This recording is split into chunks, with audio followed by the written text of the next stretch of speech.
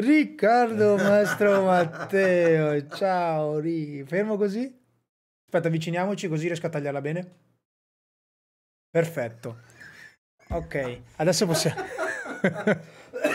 Scusate, mi fa ridere. Sì, cioè, Ok, adesso possiamo iniziare con la puntata. Allora, prima cosa, perché l'ho vista fare negli altri podcast, quindi devo farlo anch'io. Ragazzi, lo so che è una rottura di palle ricordarlo, però se non l'avete fatto, seguite il canale YouTube, seguite il canale su Spotify e, cosa molto importante, se ci tenete, se vi piace se vi piace questo prodotto, se vi piace il contenuto che faccio in questo podcast, attivate la campanellina. Così dalla campanellina potete seguire e rimanere aggiornati, che è una cosa molto molto importante. I numeri per realtà piccole come quella che è questo podcast servono un sacco, soprattutto se io devo propormi a qualche azienda o qualche azienda vuole proporsi per farne parte, i numeri mi servono molto.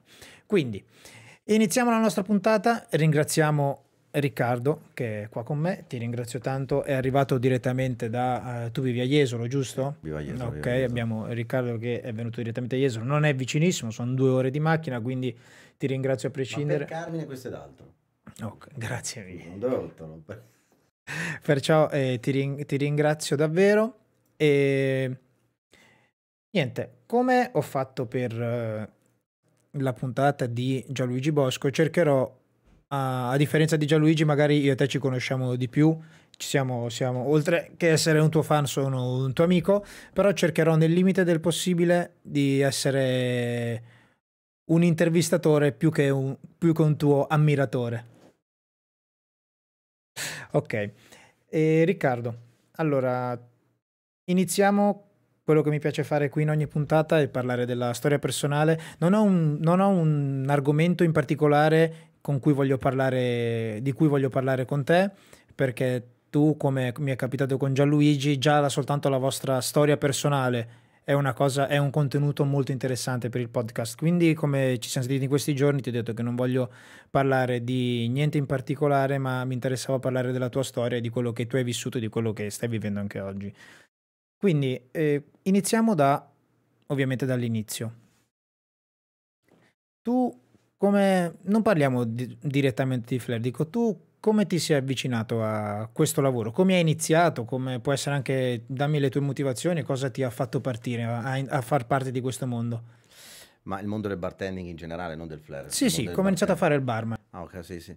Ma è nato tutto per gioco e perché anche io sono una persona molto, molto curiosa, quindi io andando in giro per locali con gli amici e quant'altro, sono sempre stato un po' affascinato, attirato dal mondo del bar e quant'altro, no? Poi avendo magari amici ai tempi che ci lavoravano, ho detto, cavolo, figa sta cosa, cioè puoi stare a stretto contatto con le persone, ti diverti, fai da bere e comunque socializzi con le persone, tutti quanti i tuoi amici ti possono trovare, quindi sono sempre con loro, capito? Sempre in movimento e quindi sta cosa qua mi ispirava. In più, se sai lavorare bene, ti diverti, ci guadagni anche, magari ti dà l'opportunità anche di trasferirti e di muoverti, ho detto ma perché no, proviamoci. Ed è nato tutto per gioco tantissimi anni fa, cioè non ti so dire neanche quanti anni fa. Cioè, Ti ricordi grosso modo quanti anni avevi? ma sì, 19-20 anni. Sì, 19, come me, ventina anche di io anni uguale. fa. Sì, sì, sì, sì, che mi ricordo che lavoravo a Monza in centro e avevo iniziato a fare il cameriere io, semplicissimo proprio. Anzi, facevo la caffetteria la mattina, quindi mi svegliavo presto. E poi sempre affascinato dal mondo della notte, loro mi dicevano, dai, ma vuoi provare una sera a lavorare? E io faccio, ma sì, dai, e ho iniziato a fare il cameriere. Ma ancora prima di iniziare a fare il cameriere, io lavoravo la mattina, però la sera andavo là e mi sedevo davanti al bancone e guardavo tutti i drink e li guardavo sempre, sempre, sempre. E i ragazzi che lavoravano dicevano, ma cos'è che guardi? Io sono curioso, sono curioso, sono curioso.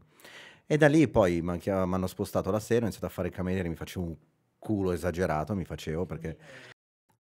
Tu sei un giovane cresciuto in Brianza. Sì, sì, sì, sì, in Brianza, a Monza, a Monza. Da là è nato tutto finché una sera, da qua nasce proprio il mondo... Scusami, si interrompo. Di che anni stiamo parlando? È 20 anni fa. Ok, 2000. Sì, Anni... sì, sì, perfetto, 20 anni fa. E finché una sera, io ero là che preparavo la Sara, arriva il capo barman e mi dice, guarda che il mio collega non sta bene. E gli faccio, e quindi? E quindi stai tu sul bar? Io, no, ma va. un attimo per ritornare, per capire un attimo che tipo di locale era. Era un bar normale di paese che faceva anche No, no, no, cocktail no, bar la no. La sera? mattina era una sorta di caffetteria finché la sera, all'orario dell'aperitivo, si trasformava in un cocktail bar e c'era il delirio totale. Eh sì, Cioè, proprio si perché faceva sì. tanto festa.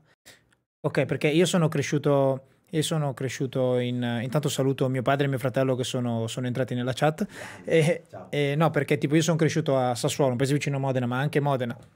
Comunque in quegli anni lì io ero molto piccolo, avevo 10-11 anni, però comunque in quel periodo lì non esistevano i cocktail bar, non esistevano, No. magari qua in Lombardia già esistevano realtà del genere, quindi tu già ne facevi parte essendo un bar normalissimo di giorno, però la sera diventava un vero e proprio cocktail bar. Sì, sì, sì, la sera era proprio un cocktail bar anche perché poi abitando a Monza, vicino a Monza, c'era l'aperitivo alla milanese, quindi tu arrivavi all'aperitivo e ti abbuffavi di cibo, capito? Nonché di drink. E quella sera mi fa, guarda che non c'è il bar, ma come c'è il bar? Ma chi ci sta? Ci stai tu? Io. Sì, sì, sì, tranquillo, io. No, no, ma non è un problema. E mi ricordo la sua frase fu, stasera li ammazziamo di negroni. E da lì non ho fatto altro che fare negroni americani e dopo un po' ero un po' impacciato all'inizio perché ero un po' spaventato. Alla fine ci ho preso la mano e ho iniziato a divertirmi di brutto la sera stessa e da là non mi sono più mosso dal bar e dal giorno dopo mi ha detto tu ti spostiamo la sera, la mattina mettiamo un altro ragazzo. Quindi ho inculato lavoro a un altro e, e mi ha spostato la sera e da là è iniziata la mia carriera di barman e non sono più sceso dal bar di notte. Ok, quindi immagino che comunque passare dalla mattina, che comunque poi, adesso raccontando la tua storia, poi ci ritorneremo, perché comunque sì, sei partito dalla mattina e ci sei anche ritornato tu Sì, al sì. bar della mattina, però comunque passare dal bar della mattina a mettersi alla sera, sia per quello che devi fare, per le persone che devi conoscere, anche gli orari della tua vita, è un bel cambiamento. No, voglia, sì, sì. Allora, per me che mi piace un sacco dormire la mattina, mi ricordo che svegliarmi alle 6 era un dramma totale. Invece iniziare a lavorare alle 6 di sera, di pomeriggio, orario aperitivo, era perfetto, capito? Anche perché poi comunque fortunatamente il locale non chiudeva tardissimo, alle 2 chiudeva. Però era il mondo della notte che mi affascinava, cioè io vedevo che ero proprio portato, mi piaceva, cioè io andavo a lavoro col sorriso, mentre la mattina ero un po' rincoglionito, dicevo ok andiamo, andiamo. Poi Mi era ricordo. tutto da imparare, capito? Era proprio all'inizio. Io non vedevo l'ora di imparare, ero proprio curioso, curioso. Mi ricordo anch'io gli anni in cui lavoravo, gli anni in cui ci siamo conosciuti, tra l'altro che facevo il magazziniere, che non mi svegliavo alle 6, però mi svegliavo alle 7:30, comunque era proprio una padellata in faccia svegliarsi la mattina. E mi ricordo una cosa che mi era rimasta in mente, che mi ricorderò sempre, è che in quel periodo c'era un'intervista di Federico Cassini, Sì. che non è che girava, però era o su Facebook o su YouTube, in cui gli fanno un'intervista e lui a quei tempi non era come diciamo adesso posato su quello che deve fare o sul personaggio che è, su quello che è il suo lavoro e rispondeva un po' così alla buona e su una domanda che gli fanno cosa gli piace del tuo lavoro e lui dice la cosa che è anche molto sincera, fa perché la mattina posso dormire. Ah, sì. Ma perché la mattina e io quell'intervista me la ricordo e dicevo cazzo però è vero. No, no, è vero, cioè nel senso, noi che facciamo questo lavoro da una vita, vuoi o non vuoi torniamo a casa tardi, ma al di là di questo, a me piace dormire, non tantissimo, però io odio svegliarmi la mattina tardi, cioè presto, cioè non ce la faccio proprio, mi dà fastidio proprio. No, io nel passare del tempo mi sono reso nel cambiando molto nella mia vita quello che faccio spesso. A volte ho avuto periodi in cui mi svegliavo presto, a volte ho avuto periodi in cui potevo gestirmi più la sveglia. Quando ti svegli presto, una volta che ti parte la mattina, ti rendi conto di quanto la giornata è più lunga, puoi fare più cose, Sì, tutto. sì, sì. Però, ecco, però comunque se non hai cose da fare, la mattina la passi sempre, cerchi sempre di dormire, No, o no. almeno di non svegliarti con la sveglia. No, no, ma certo, no, aspetta, faccio fatica a svegliarmi, ma una volta che mi sveglio, io adoro la mattina, cioè a me piace, la giornata è più lunga chiaramente, ma stare in giro la mattina è una figata pazzesca. Questa qua è mia sorella. Sì, sì. Infatti te lo volevo giusto dire. Ma parti da questo bar in Brianza. E quindi non hai questa cosa che è comune a tanti bartender, come è comune anche a me, come è successo anche a me, che mi ci sono trovato con molti ospiti, di aver visto qualcuno lavorare ed essere rapito da quello che faceva e dire tipo quello che mi ripeto sempre io, che ho sempre detto io, quella cosa che mi ha fatto partire il click in testa è stato il vedere questo ragazzo e dire cazzo, questo è veramente un figo, voglio diventare così, voglio essere come questo, voglio che la gente mi veda come sto qua. Che tipo, mi ricordo, io avevo visto questo ragazzo che lavorava alla Baia Imperiale a Riccione, io ero un ragazzino e ne vedevo lavorare e dicevo, ma non tanto per le ragazze che aveva intorno, per proprio come si muoveva, cioè che proprio il barman, questo ne parlavo con Lara, ti dà proprio l'impressione di essere a suo agio, poi di controllare tutto quello che è intorno, capito? Che tipo le bottiglie, quello che è intorno, da come si muove, che prende le cose senza guardare, la sicurezza che ti trasmette, ti capito? No, ho capito, ma la cosa che a me è capitato tutto nello stesso locale, cioè io andando in quel locale là ho scoperto che mi piaceva fare il barman, volevo diventare un barman e in più il barman che lavorava in questo locale qua a Monza faceva flair. Ok, quindi io ho visto il flair e il mondo del bar e ho visto che comunque lui era il protagonista della serata, teneva il locale era ai suoi piedi, nel senso lui decideva lui, capito, là dentro.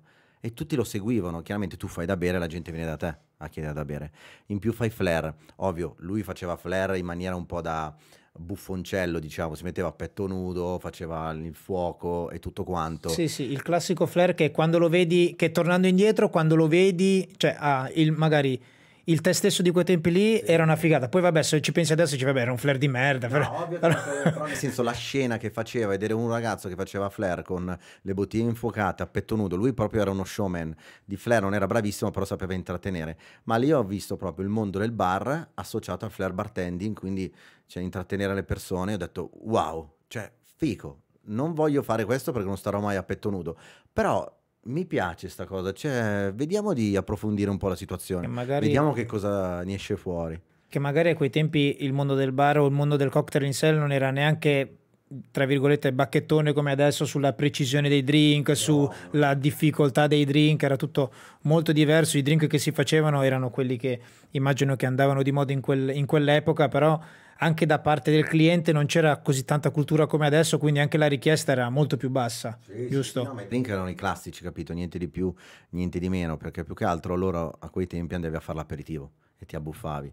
I drink, no, poi adesso se... Quindi avevi le tue 4-5 bottiglie e con quelle facevi tutti... Sì, ai tempi andavano tantissimo gli americani come adesso, Negroni, ok? Il rum andava veramente a fiumi in quegli anni là, più che altro in quel locale là. E non c'era la moda come adesso di gin tonic, tonic e quant'altro. Tu andavi là, ti abbuffavi l'aperitivo, bevevi, stavi in compagnia e ti spaccavi di Negroni e di birre, capito? In più questo faceva flair. E chiaramente la cosa positiva è che lui facendo flair era anche un bel ragazzo e quindi c'era anche un sacco di belle ragazze, capito? E vuoi non vuoi, in questo mondo è sempre di belle ragazze. È sempre quella cosa lì che ti fa dire, cioè è sempre una piccola cosa che ti convince a fare il bartender. Mi ricordo che una volta, forse Ciro Marino o Maurizio Laspina, uno di loro due, o un loro collaboratore, un po' di anni fa aveva condiviso su Facebook o Instagram un modulo di iscrizione. Perché loro, anche dove lavoro io, abbiamo sia il modulo di iscrizione che il modulo di gradimento a fine corso. Nel modulo di iscrizione c'era scritto anche perché hai deciso di partecipare a questo corso. E la risposta del corso era per posteggiare. Perché in napoletano il provarci con una ragazza spesso si chiama il posteggio, perché al sud soprattutto, ma a Napoli perché lo so, però al sud penso che sia così un po' dappertutto, va ancora la cosa di provarci con una ragazza per strada. Cioè tipo se tu a Milano o qua a Bergamo vedi una ragazza per strada e la fermi e cerchi di parlare, ti prende per un maniaco, ok? Invece a Napoli c'è ancora questa cosa, ma anche in motorino, che tu arrivi col motorino e ti fermi di fianco alla ragazza col motorino e le parli e non vieni preso come verrebbe preso qua al nord. Ma comunque, torniamo a te, Ricky. E hai fatto questo tuo periodo in questo bar, immagino, dove avrei fatto un po' di anni, un po' di mesi, non lo so. Poi hai conosciuto il flair, quindi l'hai conosciuto in quel momento lì e lavorando lì poi hai deciso di iniziare a fare flair o com'è andata? No, io lavorando là ho iniziato a fare il barman, ok? Il flair è arrivato dopo, secondariamente. E man mano che vai in questi locali, conosci più gente, vai in giro e quant'altro, conosci varie persone che ai tempi c'erano tante persone che facevano flair, ma non lo facevano magari perché si vergognavano. Quindi magari andavi in un locale, scoprivi che quello faceva flair ma non lo faceva, andavi da un'altra parte, quindi ti creavi questa sorta di nuove amicizie legate al mondo del bar che prima non c'erano.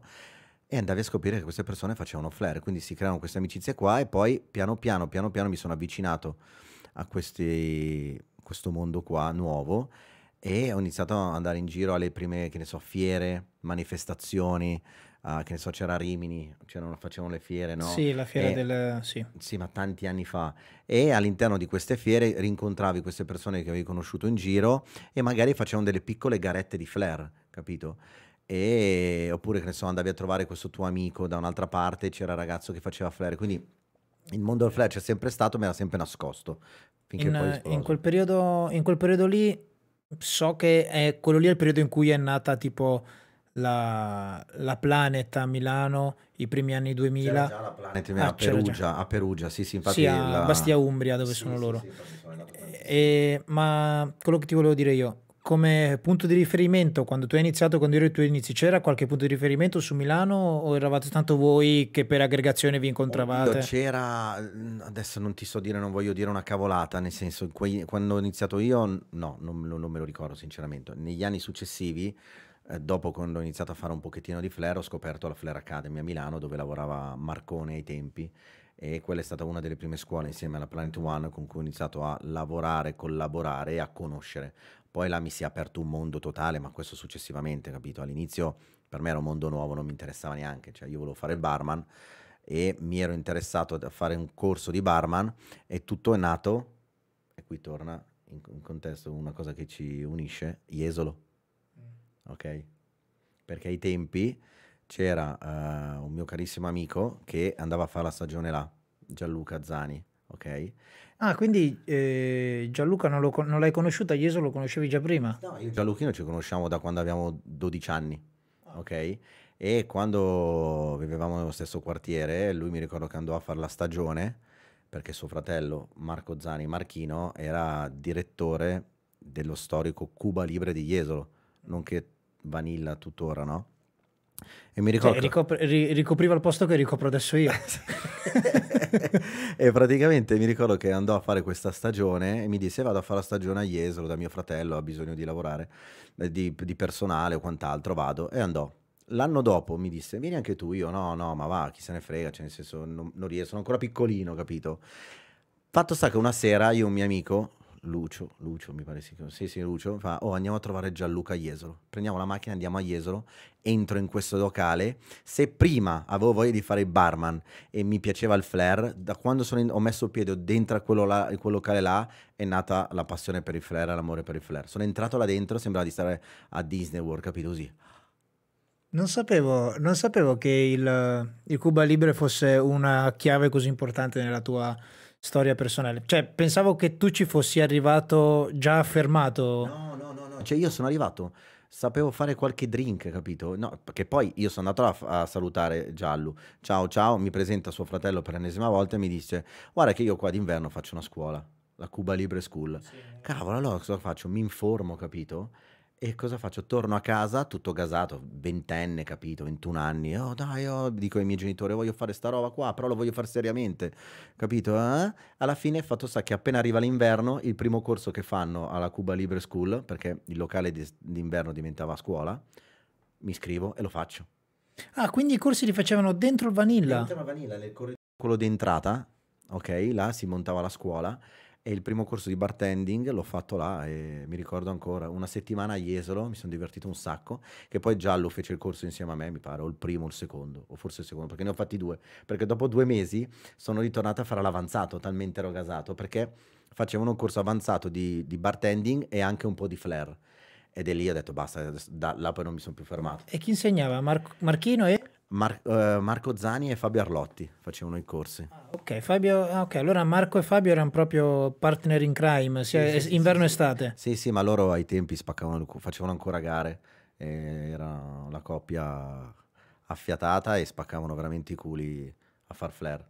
E per me infatti era come un esempio, capito? Voglio diventare come loro, che figata, cioè wow. E da là piano piano ho iniziato a frequentare sempre più gente del mondo del E quello bartending. era il periodo in cui Marco Zani viaggiava, faceva le gare in giro, l'aveva già superato il periodo del tandem con Marcone, cose così. No, quello l'aveva già superato quando ho iniziato a fare i corsi, però qualche garetta l'ha fatta ancora. Ah, è quando vero, sì, c'ero io. perché no, quella cosa con Marcone mi ricordo che quando me l'aveva Era raccontato prima. me la diceva in lire, perciò sì, era Sì, prima. sì, era prima, e che poi io mi ricordo che feci in tempo a fare una gara contro Marchino, la- lo Stacco Flare Contest a Milano. Cioè, io ero proprio un ragazzino, cioè, a malapena facevo uno stall su una mano, capito? Però ero un prime ignorante, capito? Dai, prime gare facciamole, io un po' incosciente, capito? Cioè, no, aspetta, no, mi sto confondendo. Ho fatto una gara insieme a Marchino, ma non era una delle mie prime gare, ne avevo già fatta qualcuna. Cioè, però comunque ero scarsetto, capito? Quindi, che tra l'altro, penso di dire, non penso di dire una cavolata, questo Gianluca Zani, tra l'altro lui è il tuo famoso amico che ti passava le canzoni delle gare. Oh, Gianlu Zani, sì, Gianluchino mi faceva ogni che- volta che dovevo fare le gare, quando abitavo ancora qua a Milano, andavo da lui perché comunque a noi piacevano, ci piacciono i breakbeat, ci piace il mondo dell'hip hop, il rap, quella roba là. Lui sa fare un po' il DJ, era sempre fissato su ste cose. Io faccio Gianlu, devo fare una gara. Allora andavo da lui, mi montava la musica sulla gara, oppure che ne so, trovava delle musiche fighe, mi chiamava, oh Mastro, ho trovato una musica fighissima, vieni a casa, te la faccio sentire. Sì, è una delle tante gare le ho fatte con la sua musica, e tante... È bello anche perché, vedi, in quel periodo lì vieni a casa che te la faccio sentire. Sì, Oggi non sarebbe mai vieni a casa, oggi sarebbe sì, senti sì. il vocale, ti mando il link o cose così. No, no, Invece no. lì vieni. Io andavo a casa sua in cameretta, tirava fuori il suo portatile, che ai tempi il portatile wow, mi faceva ascoltare la musica, dicevo, wow, figa, wow, figa, wow, figa. E tante gare ho fatto con delle canzoni date da... Te lo dico perché quando c'è stato il periodo in cui facevamo le gare insieme, in cui facevo anch'io parte dell'ambiente, spesso capitava che avevi delle musiche, grosso modo il tipo di musica che girava tra di noi erano le stesse, spesse volte erano anche le stesse canzoni, però tu avevi sempre le tue che anche shazammando non si trovavano, capite, cose varie. E tu avevi sempre sta risposta di me le fa un mio amico, sempre questo famoso amico che poi dopo io avevo anche già fatto la mia prima stagione a Jesolo, perciò lui lo conoscevo ed era sempre il me le fa il mio amico, me le fa il mio amico, e mi ricordo che poi non mi ricordo in che modo ero venuto a sapere che il tuo amico era lui, era lui il famoso amico della musica. Il mio amico misterioso, che non ho rilevato, non ho detto a nessuno, Perché come... sennò ti copiavano pure quello. Sì, sì, sì, il mio amico mi passa le musiche, capito? Il mio amico mi passa le musiche, e alla fine l'amico che mi passava le musiche fighe, che tutti mi invidiavano, che tutti volevano, e dicevano come cazzo fai a trovarle, era Gianluchino. Gianluchino me le passava. Ma ogni tanto tuttora mi dice, oh, c'ho una canzone da farti sentire a casa. Ormai sono vecchio, non faccio più nulla. Però mi piace ascoltare, mi piace spesso condividere delle canzoni con lui. Breakbeat. Ok, no, mi hai dato un aneddoto. Prima cosa è questo dell'ex Cuba Libre, che adesso Vanilla, che non pensavo fosse stata una chiave così importante per te. E mi fa anche tanto strano il fatto che gliela lasciassero tenere aperta d'estate, d'inverno per adibirlo a scuola. Quindi comunque entri a far parte del mondo della notte a Jesolo, comunque già praticamente da subito la tua carriera, perché tipo io sono arrivato al Vanilla, tra virgolette, che ero già nel mondo del flare affermato, capito? Quindi pensavo fosse stata la stessa cosa anche per te.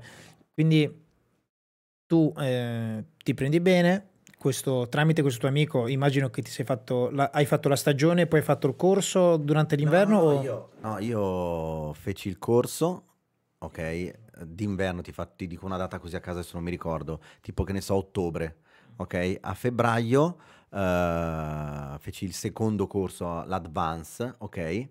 E ai tempi il Cuba Libre era un locale di rilievo in tutta Italia, perché uno c'erano i flare bartender molto forti, che ai tempi facevano gare e spaccavano veramente tanto. Quindi andare a lavorarla dentro, cioè dovevi essere non solo bravo a far flare, ma dovevi essere bravo a lavorare, perché non è che fai due drink, là era proprio, non ti dico la mecca del bartending ai tempi, però comunque ti facevi il mazzo. ma perché era C'erano delle regole serie e tu dovevi rispettare, e là ti facevano veramente capire cosa voleva dire e qual era il valore del bartending. Cioè non è che vai là e lavori, no, tu vai là e lavori se te lo meriti. Cioè quindi io sono cresciuto con questa ambizione dicendo io voglio fare il bartender, e te lo devi guadagnare, capito? Quindi cosa succede? Questo locale storico, figo, wow, e mi chiedono durante il corso, t'abbiamo osservato, ma cosa ne dici? Ti va di fare la stagione con noi quest'estate? Io così. Minchia, ma l'hai chiesto a me veramente? Non stai scherzando? Sì. Minchia, là, emozionatissimo. Sì, vengo, sì. Quindi nella mia testa era sul locale, figa, drink, alcol, potrò fare festa. Flare, bam, bam, bam. Cioè, tutte queste cose qua in un secondo. Sì, accetto, vado avanti. Mi ricordi quando la mia famosa conversazione con Lorenzo Ferrante, quando una mia famosa chiacchierata con Lorenzo Ferrante quando gli ho chiesto di venire al Vanilla a lavorare. Aspetta che qua mi sembra che si è bloccato qualcosa. No, siamo ancora in live. Ok, ci siamo. No, si era bloccato il mio computer e basta. Mi ricordi, come ho detto, la mia conversazione con Lorenzo Ferrante quando gli ho chiesto di venire al Vanilla, che era super eccitato, super preso bene. Sì, ma conosciamo tutti Ferrante, era eccitato per una cosa, capito? Senza nulla togliere, però era già grandicello. Io ero ragazzino, che mi chiedono di venire a lavorare là, ero stra emozionato, ma allo stesso tempo mi cagavo addosso perché dicevo, mizzica, ma non ti sentivi pronto? Non mi sentivo pronto, ma non ero pronto. Io ci potevo mettere tutto l'impegno del mondo, però non ero pronto, anche perché sapevo a cosa andavo incontro, no? E io ho detto sì, a me piacciono le sfide, vado. E alla fine poi si è aperto un mondo e tutto quanto, ma guarda che lavorare là i primi anni, cioè io veramente sono stato contentissimo di aver avuto come insegnanti loro, ma perché loro mi hanno veramente trasmesso, sia loro che le persone intorno a me, ti trasmettevano il valore del bartender. Cioè tu vai là per lavorare e non vai là vai là per divertirti, ma tu hai un obiettivo, fare da bere, divertirti, far divertire e comportarti bene, perché in tutto questo c'era il comportamento e noi facevamo tutto quanto. E non sgarravi, durante la settimana facevamo i test, facevamo gli esami, perché comunque tu devi fare il bartender. Se devi fare un 11 e un quarto, devi fare un 11 e un quarto. Non che la fai adesso e poi durante il lavoro versi a cavolo, no. Cioè, facevamo i test e se non superavi il test, te ne stavi in sala, senza nulla togliere ai camerieri. Ma ai tempi che io volevo fare bartender, tutti volevano fare bartender, tu arrivavi là e te ne stavi in sala perché avevi fatto il test di merda. Quindi cosa facevi? Tornavi a casa, studiavi per far sì che il test dopo lo passavi, capito? E perché io ero là che portavo i vassoi, mi è caduto una volta, poi basta, portavo il vassoio e vedevo gli altri che facevano l'esibizione di Flair, perché ogni tot durante la serata c'era un'esibizione. Sì, me la E io che ricordo portavo il vassoio. E ci stava, che a parte non ero neanche capace, tuttora non sono capace a portare un vassoio. Però sto valore, questa appartenenza, questa cosa qua mi è sempre rimasta impressa e da lì in poi ogni volta che c'ero in testa sono pronto, dai, come si fa a allungare? C'era anche il nostro Mauro Marchetti in quel periodo? Sì, ma Mauro quando sono arrivato già spaccava i culi perché l'aveva già fatto una stagione là, quindi sapeva già a cosa andava incontro. E per me, nel senso, era un grande appoggio, un grande amico che mi ha dato un sacco una mano, capito, ai tempi. Perché eravate anche vicini, immagino. Lui era qua a Bergamo, no? Sì, ci incontravamo ogni tanto d'inverno, ma d'estate eravamo là. Poi lui, il bastardello, era più bravo di me a far flare. E quindi ogni volta mi prendeva per il culo, capito? Quando facevamo flare, faceva il figo. E io dicevo, arriverò prima o poi, bastardo, arriverò. Ma stavo zitto perché comunque sapevo che ero un bravietto, ma niente di che, capito? Lui aveva proprio la consapevolezza e la sicurezza di lavorare. E mi ha dato un sacco una mano lui a lavorare. E poi la tandem, festa, delirio, tutto quanto. E Anche con Giallo, ciao proprio. Cosa che ti ho lasciato parlare e mi ero dimenticato, volevo dire prima, del fatto della disciplina e del fatto di come era visto anche in giro per l'Italia questo famoso Cuba Libre. E anche perché, diciamolo, è stato intanto la proprietà e il proprietario è sempre stato, come anche oggi, spesso un innovatore in quello che fa, ha sempre cercato di fare cose nuove, proporre cose nuove. E in quel periodo lì in Italia non era come adesso che c'erano 1 miliardo di scuole, diciamo che il modo, tra virgolette, americano di lavorare in quegli anni lì stava arrivando in Italia. Sì. Era arrivato già da un po', però il Cuba Libre è stato il primo a proporlo e più che proporlo è stato il primo a fidarsi di questo nuovo metodo di lavoro, o sbaglio? No, no, no, sì, sì, no, è vero, esatto, era proprio l'American bartending, poi anche il concetto di locale in sé, che era divertimento puro, c'erano spettacoli, c'erano i ballerini, facevi flare, che ne so, travestito, oppure nudo, oppure, che ne so, facevi flare con le bottiglie infuocate. Questo modo di intrattenere ai tempi, e soprattutto a Jesolo, andava tantissimo proprio, ok? E piaceva, cioè noi avevamo delle entrate durante la serata di migliaia di persone, capito? E tutto quel lavorare che ne facevi veramente tanti di drink non ti pesava perché comunque ti divertivi e ti piaceva un sacco. Quindi a fine serata che ti caricavi il bar, ma te ne fregavi perché io mi ero divertito un sacco, avevo fatto un sacco di mance, avevo conosciuto gente nuova, con i miei colleghi mi sono trovato bene. Era proprio un lavorare, ma divertendosi alla grande, come dovrebbe essere il mondo del bartending, Sì, quello capito? che, a parte l'ultima stagione, è quello che mi è capitato praticamente sempre al Vanilla, che io sfortunatamente sono arrivato lì nel 2014, quindi non si chiamava più Cuba Libre, era cambiato tutto 10 anni dopo. 10 anni dopo di te. 2004 la mia prima stagione. Io sono arrivato nel 2014, però sì, in tante cose riconosco benissimo i tuoi racconti. Io ho vissuto un'era diversa perché io l'ho vissuta da discoteca, la tua era discoteca nel senso di come si lavorava, però era aperto tutti i giorni, era aperto a tutti, Sì, come è diventato nell'ultimo anno. Però, quindi, ritornando alla tua storia personale, e torneremo anche sul Vanilla, sul Cuba Libre sicuramente. Tu quindi hai fatto il tuo corso invernale, ti hanno invitato a farti la stagione, tu ovviamente hai accettato, quindi immagino che comunque dalla Brianza, che comunque è Lombardia, perciò comunque anche al giorno d'oggi è un mondo a parte confronto al resto d'Italia, la Lombardia. Però comunque tu dalla Brianza, dal tuo bar, barra cocktail bar di paese, ti sei ritrovato a Jesolo nel locale più ambito tra tutti i bartender italiani e il locale che andava di più a Jesolo, penso. sì, sì, Non sì. so com'era la realtà jesolana di quel periodo, però comunque avere 13.000 persone, 6.000, 8.000 persone a sera, non penso che tutti i locali facevano così lì a Jesolo. No, no, no, no, no, no, no, no, perché anche perché poi il locale, a parte che era gigantesco, cioè era Cioè, più ancora adesso è grande, sì, gigante, ma era prima più grande, adesso è la metà di prima. sì, sì, era più grande ancora, poi era una novità ai tempi, c'erano altri locali, ma non avevano quel format così vincente in quegli anni. Entravi gratis, bevevi se volevi bere, se volevi spendere in più c'era dentro varie attrazioni, c'era il bungee, c'erano lo spettacolo dei tuffatori, mi ricordo, poi c'era il ponte che dovevi salire, capito? Quindi immagino da ubriaco com'era. Ah sì, c'era il ponte Sì, sì, il tibetano, ponte c'era il tibetano. bungee jumping, Sì, sì, tutte sì. le attrazioni che adesso E capisci perché quando sono entrato la prima volta ma sono aerodismo, che cazzo sono? Ma si fa da bere qua? Non lo so io. Però è per quello, capito? sembra veramente come adesso diciamo è il parco acquatico, che non è neanche un parco acquatico perché adesso è un parco tematico. Quando entri veramente dici, perché da fuori dici vabbè è un parco acquatico, invece quando entri ti rendi veramente conto che è un parco tematico, perché veramente sembra di essere su un'isola caraibica adesso, perché dici vabbè ci sono gli scivoli, e invece no, gli scivoli... Se tipo non sei come me malato dell'adrenalina, gli scivoli può essere anche che dici ma ci sono gli scivoli, non lo so, non mi ricordo, perché puoi anche non Sì, farci per niente si caso. nascondono, è quella la parte. E quindi prima questa cosa qua era al Cuba Libre, che entravi, c'erano i barman che facevano flare che non esistevano da nessuna parte.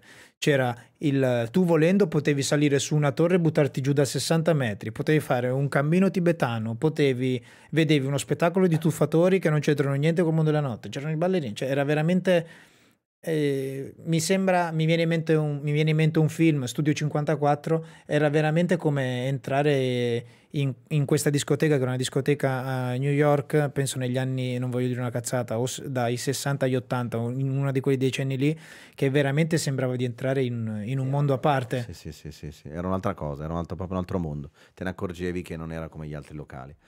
Ok, Però, e boh. dopo la tua prima stagione, perché adesso mi medesimo in quello che succede a te, a me è capitato alla Baia Imperiale Riccione questa cosa di entrare in questo mondo e venirci sbalzato completamente.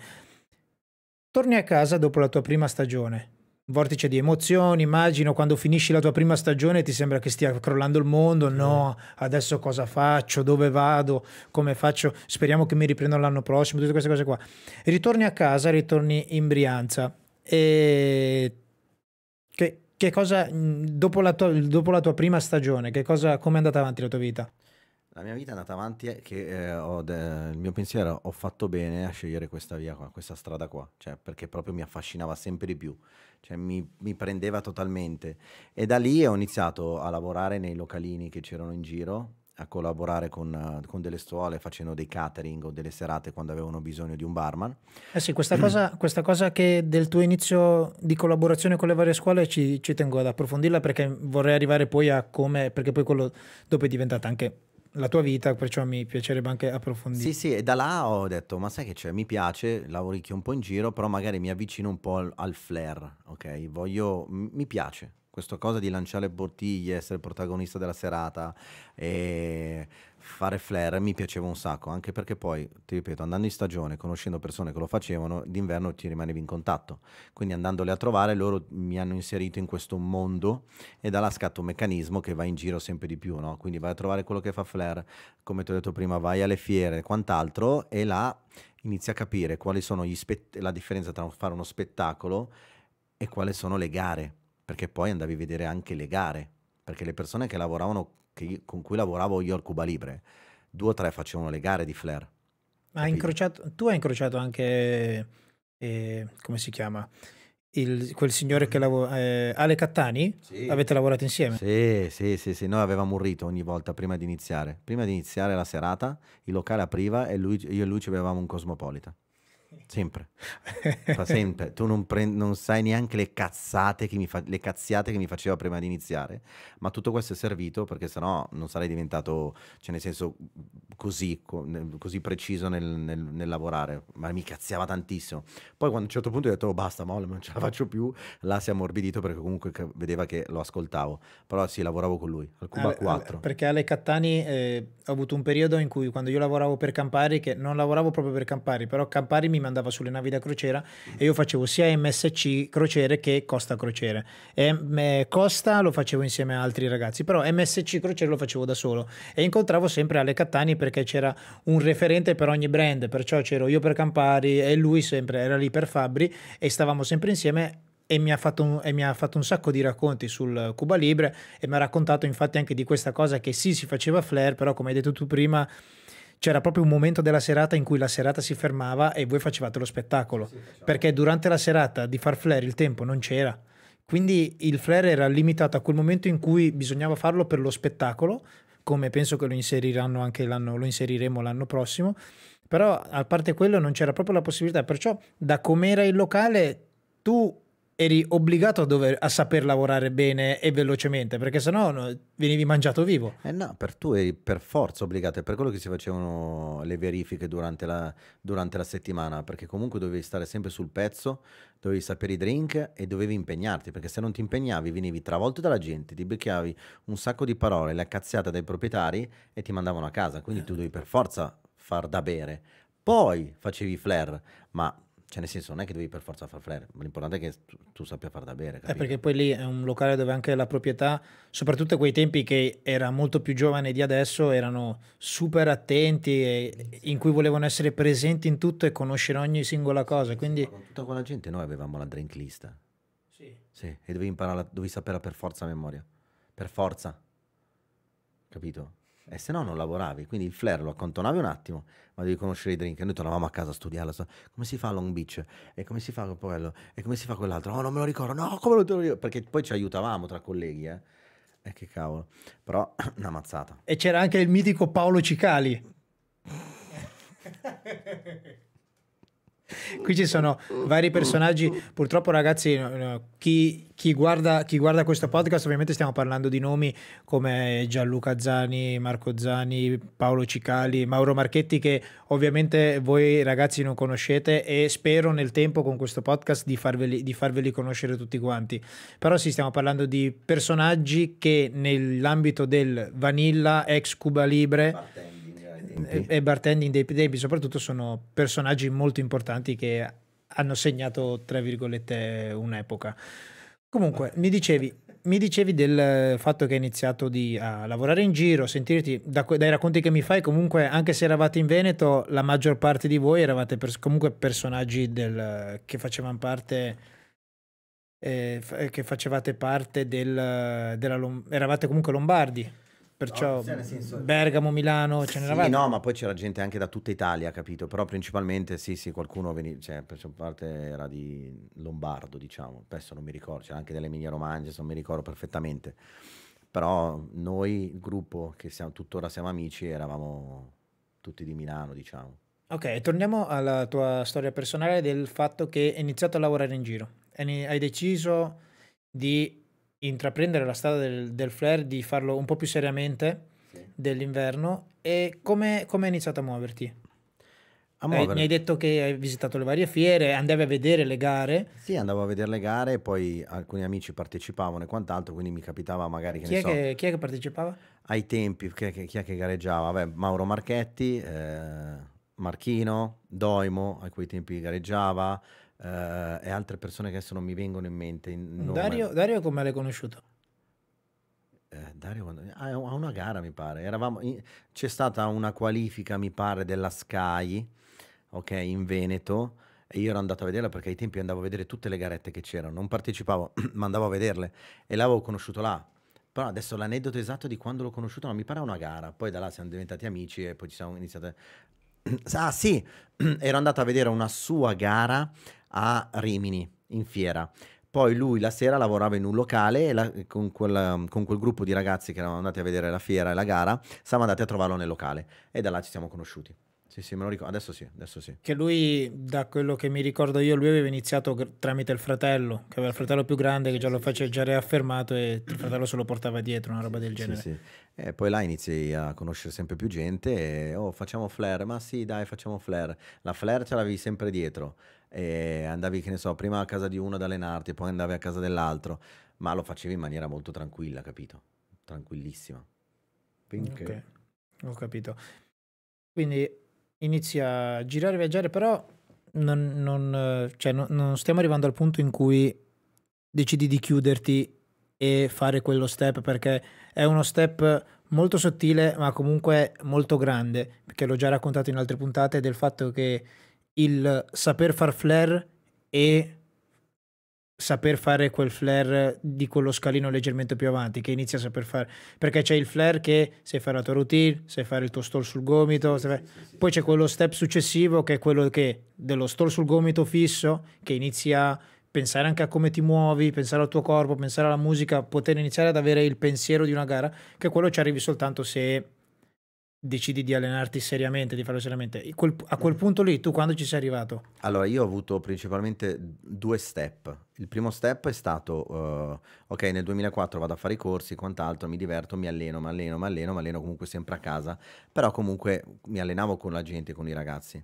Nel 2005 a Jesolo la Planet One organizza questa gara di flare, che si chiamava la Flare and Fun, e una delle tappe era a Jesolo, in Capannina, È che la ok? fanno, è strano che l'abbiano fatta in Capannina perché infatti mi veniva da chiederti, l'hanno fatta al Vanilla, al Cuba Libre perché mi ricordo che il fatto del bar che sia stato impostato in questo modo è dovuto anche alla proprietà che conosceva, che tra proprietari Cuba Libre e Planet One si conoscevano. Sì, sì, sì, si conoscevano perché mi pare che chi lavorava in Plane poi lavorava d'estate al Cuba Libre, adesso non mi ricordo esattamente com'è andata, sono passati tanti anni, Vabbè, comunque un po' fanno di questa fa. gara in Capannina. Fanno questa garetta in Capannina e i ragazzi che lavoravano al Cuba Libre con me, e ti sto parlando di Mauro, e Lele Maderna e quant'altro, loro già facevano gare, già erano conosciuti nel mondo del bartending e già avevano fatto il Legend. Cioè, ma mi immagino che figata pazzesca il fatto di... Cioè, praticamente sì, è stata una gara di flare lì nella spiaggia della Capannina, ma praticamente erano i barman del Vanilla che facevano l'esibizione davanti a Sì, Jesolo. no, sì, c'era il Barone del Malina che faceva un'esibizione in questo locale qua in spiaggia che di questa gara, ma c'erano anche altre persone comunque attirati da questa gara. E tutti si iscrivono e mi dicono: Ma perché non ti iscrivi anche tu? Io faccio: Ma quasi quasi, ma chi se ne frega, mi iscrivo. Caso vuole che quella settimana là c'erano i miei genitori in vacanza, quindi io ragazzino, 21 anni, 22 anni, i genitori ti vengono a trovare perché fai, fai la prima stagione, la seconda stagione, c'è la mia sorella, cognato e quant'altro, vabbè, delirio di gente, io agitatissimo, che proprio agitato. Cioè, immagino quanta gente ci poteva... Quanta gente immagini? Cioè, la capannina a quei tempi lì era come adesso, nel senso che era sempre frequentata, sempre Da piena. delirio, no, peggio, delirio. Quindi fanno questo palco in mezzo alla spiaggia, capito? E mi ricordo che Marchino mi disse: Mi raccomando, stai tranquillo. Se ti agiti, beviti uno shot di rum. Minchia, e io che cosa faccio? Agitatissimo, che mi alleno, pantaloncino corto, vado da mio padre che era sopra il palchetto, come si chiama? Il balcone, quello della capannina. C'è un balcone. Vado là ed era con mio cognato. Gli faccio: Papà, fammi un favore, prendimi un americano. E mio padre fa: Ma che è l'americano? E io faccio: Tu vai al bar e chiedi un cocktail americano. Ah, mio padre va là, me lo consegna e lo bevo alla goccia. E mio padre: Piano, che devi fare la gara. Papà, per piacere, fatti i fatti tuoi, eh. Cioè, torno. Va bene, inizio ad allenarmi, agitatissimo. Ritorno. Papà, prendimi un altro americano. Amore, va che poi ti ubriachi. E mio cognato: Fatti i cazzi tuoi, non ti preoccupare. Prende, questa volta me lo prendo, me lo porto via, me lo sbevazzo con calma, capito? E vuoi o non vuoi, io ti giuro, sto parlando di sta cosa e mi sto emozionando, cioè c'ho il cuore che va a mille perché mi ricorda la sensazione. Parte la gara, tutto quanto, su, di giù, la gente, che cazzo succede? Vinco la gara. Cioè, la mia prima gara la vinco. Tu immaginati quanto ero gasato. Quanto ero gasato. Ma poi lì avevi già fatto la tua prima stagione. Avevo già fatto questa, era la mia prima, era la seconda stagione, 2005. Perciò avevi già fatto la prima stagione, perciò avevi già il tuo... Già, ho i brividi, giuro. Perché mi ci medesimo, avevi già la tua cerchia di amici, Sì. di amici o anche di conoscenze che fai comunque in una zona marittima come quella di Jesolo, perché a Jesolo conosci gente di Padova, Treviso, Sì. quindi conoscevi già tutti quanti. Tra bartender a Jesolo ci si conosce tutti e poi vai lì in capannina, che comunque non è casa tua, e vai lì, fai la gara. Anche perché ti ripeto, a quei tempi quando lavoravi al Cuba Libre eri il bartender del Cuba Libre, capito? Quindi vuoi o non vuoi ti conoscevano tutti. Mizza che vado là, faccio la gara, oh minchia vinco. Ti va di raccontarmi com'era il palco, dov'era, così, o com'era fatto? Era una struttura classica, il palco era sponsorizzato da un famosissimo brand di energy drink, si può dire. Ok. Vabbè, era tutto sponsorizzato Red Bull e quant'altro, c'era il palco, gli schermi dietro se non ricordo, la postazione, tutta la gente intorno, i due back e io che avevo questa mia routine che era spesso... Era orientato schiena alla capannina o verso... era orientata verso lo schiena, era sul mare e tu facevi flare davanti alla capannina, capito? Sulla Ok, spiaggia, ok. quindi c'era tutta la gente della capannina che ti guardava, sia sopra che in spiaggia. Delirio, io mi cagavo sotto dalla paura, però alla fine si è sbloccato. Porto la canzone che mi diede Gianluchino, mi gasò tantissimo. Dopo una volta, dopo due, iniziò a partire. La canzone era talmente figa che io mi gasavo, la gente si gasava e la gente ballava. Quindi là avevo imparato la interazione con la musica e con il pubblico, capito? Do you wanna have a party? Sicuramente. E la gente piaceva, ballava e là non ho più sbagliato, ho fatto il drink bene. Adesso non me la ricordo esattamente, fatto sta che ho chiuso alla grande, la gente mi ha abbracciato tutto. E... Sicuramente il fatto che avessi già fatto la tua prima stagione ti aveva aiutato tantissimo. Sì, ma poi io mi faccio molto coinvolgere dal pubblico e anche dalla musica. Anch'io avevo tanto questa cosa. La musica mi gasava, mi sono gasato. Poi io ai tempi ballavo ancora breakdance, era un breakbeat e mi sentivo veramente gasatissimo, no? E non so, cioè, nel senso, è un'emozione devastante. Tant'è che quella sera là andai da Marchino e dissi: Marchino, io stasera lavoro. Marchino fa: vieni come presenza, ma hai vinto. Prenditela libera, ma vieni come presenza. Andai da mio padre: Papà, ho vinto la gara. Mio padre mi chiede un botto di soldi. Divertiti, fai festa stasera. Cosa avevo fatto? A parte che avevo vinto un viaggio da qualche parte, mi ricordo che mi avevano dato un cavolo di materassino gonfiabile con scritto primo classificato. Io l'ho presi, iniziai a correre per la capannina, mi lanciai sopra, strisciando per tutta la capannina. Sono arrivato, l'avevo bucato. Io, l'avevo offerto tipo 3, 4, 5 caraffe di americano e l'abbiamo fatto festa tutti quanti assieme. Ero un po' allegro la sera, appena appena. Ho pianto qualche volta. Posso immaginare. Ma adesso mi sono dimenticato, avevo una domanda da farti e sentendo il tuo racconto mi è andata via di mente. Ma comunque,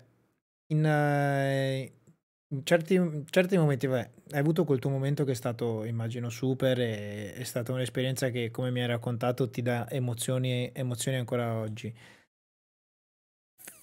Immagino che quella stagione sarà stata come quella prima, se non meglio, perché ovviamente hai preso il tuo giro, hai fatto tutto.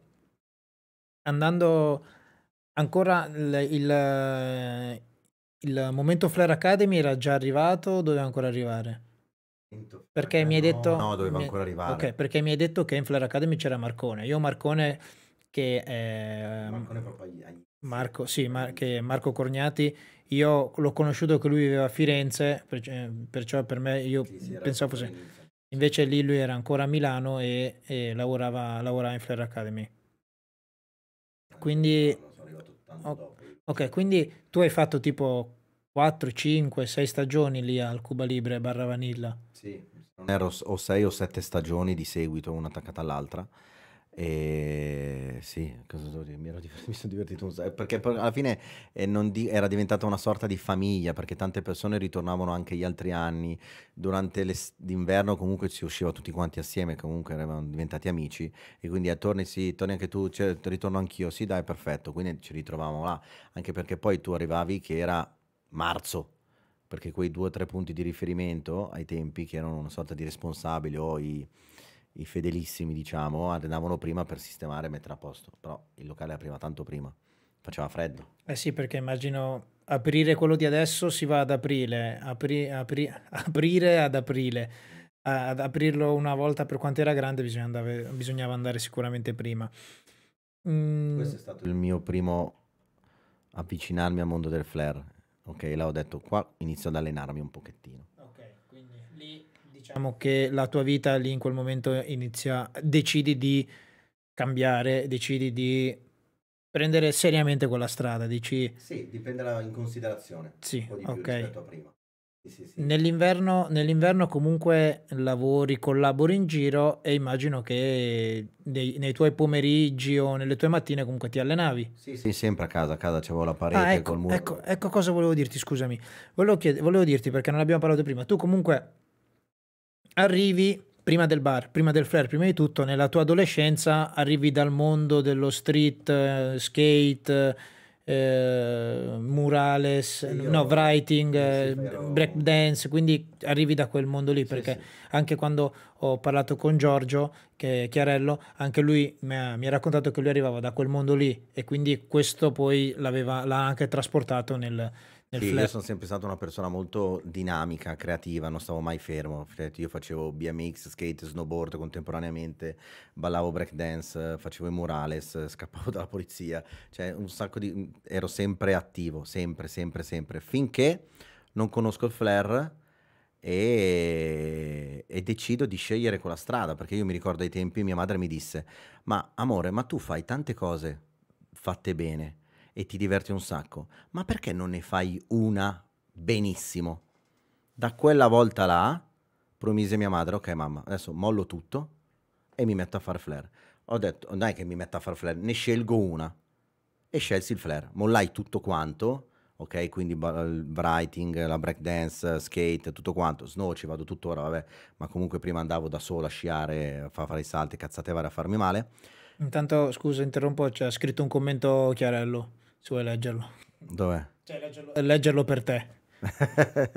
Grande Gio, minchia è birrone, è birrone. Ciao Gio. E... Quindi, Niente, comunque, mi viene decido da di... dire che di tutte queste cose che mi hai raccontato, tu comunque avevi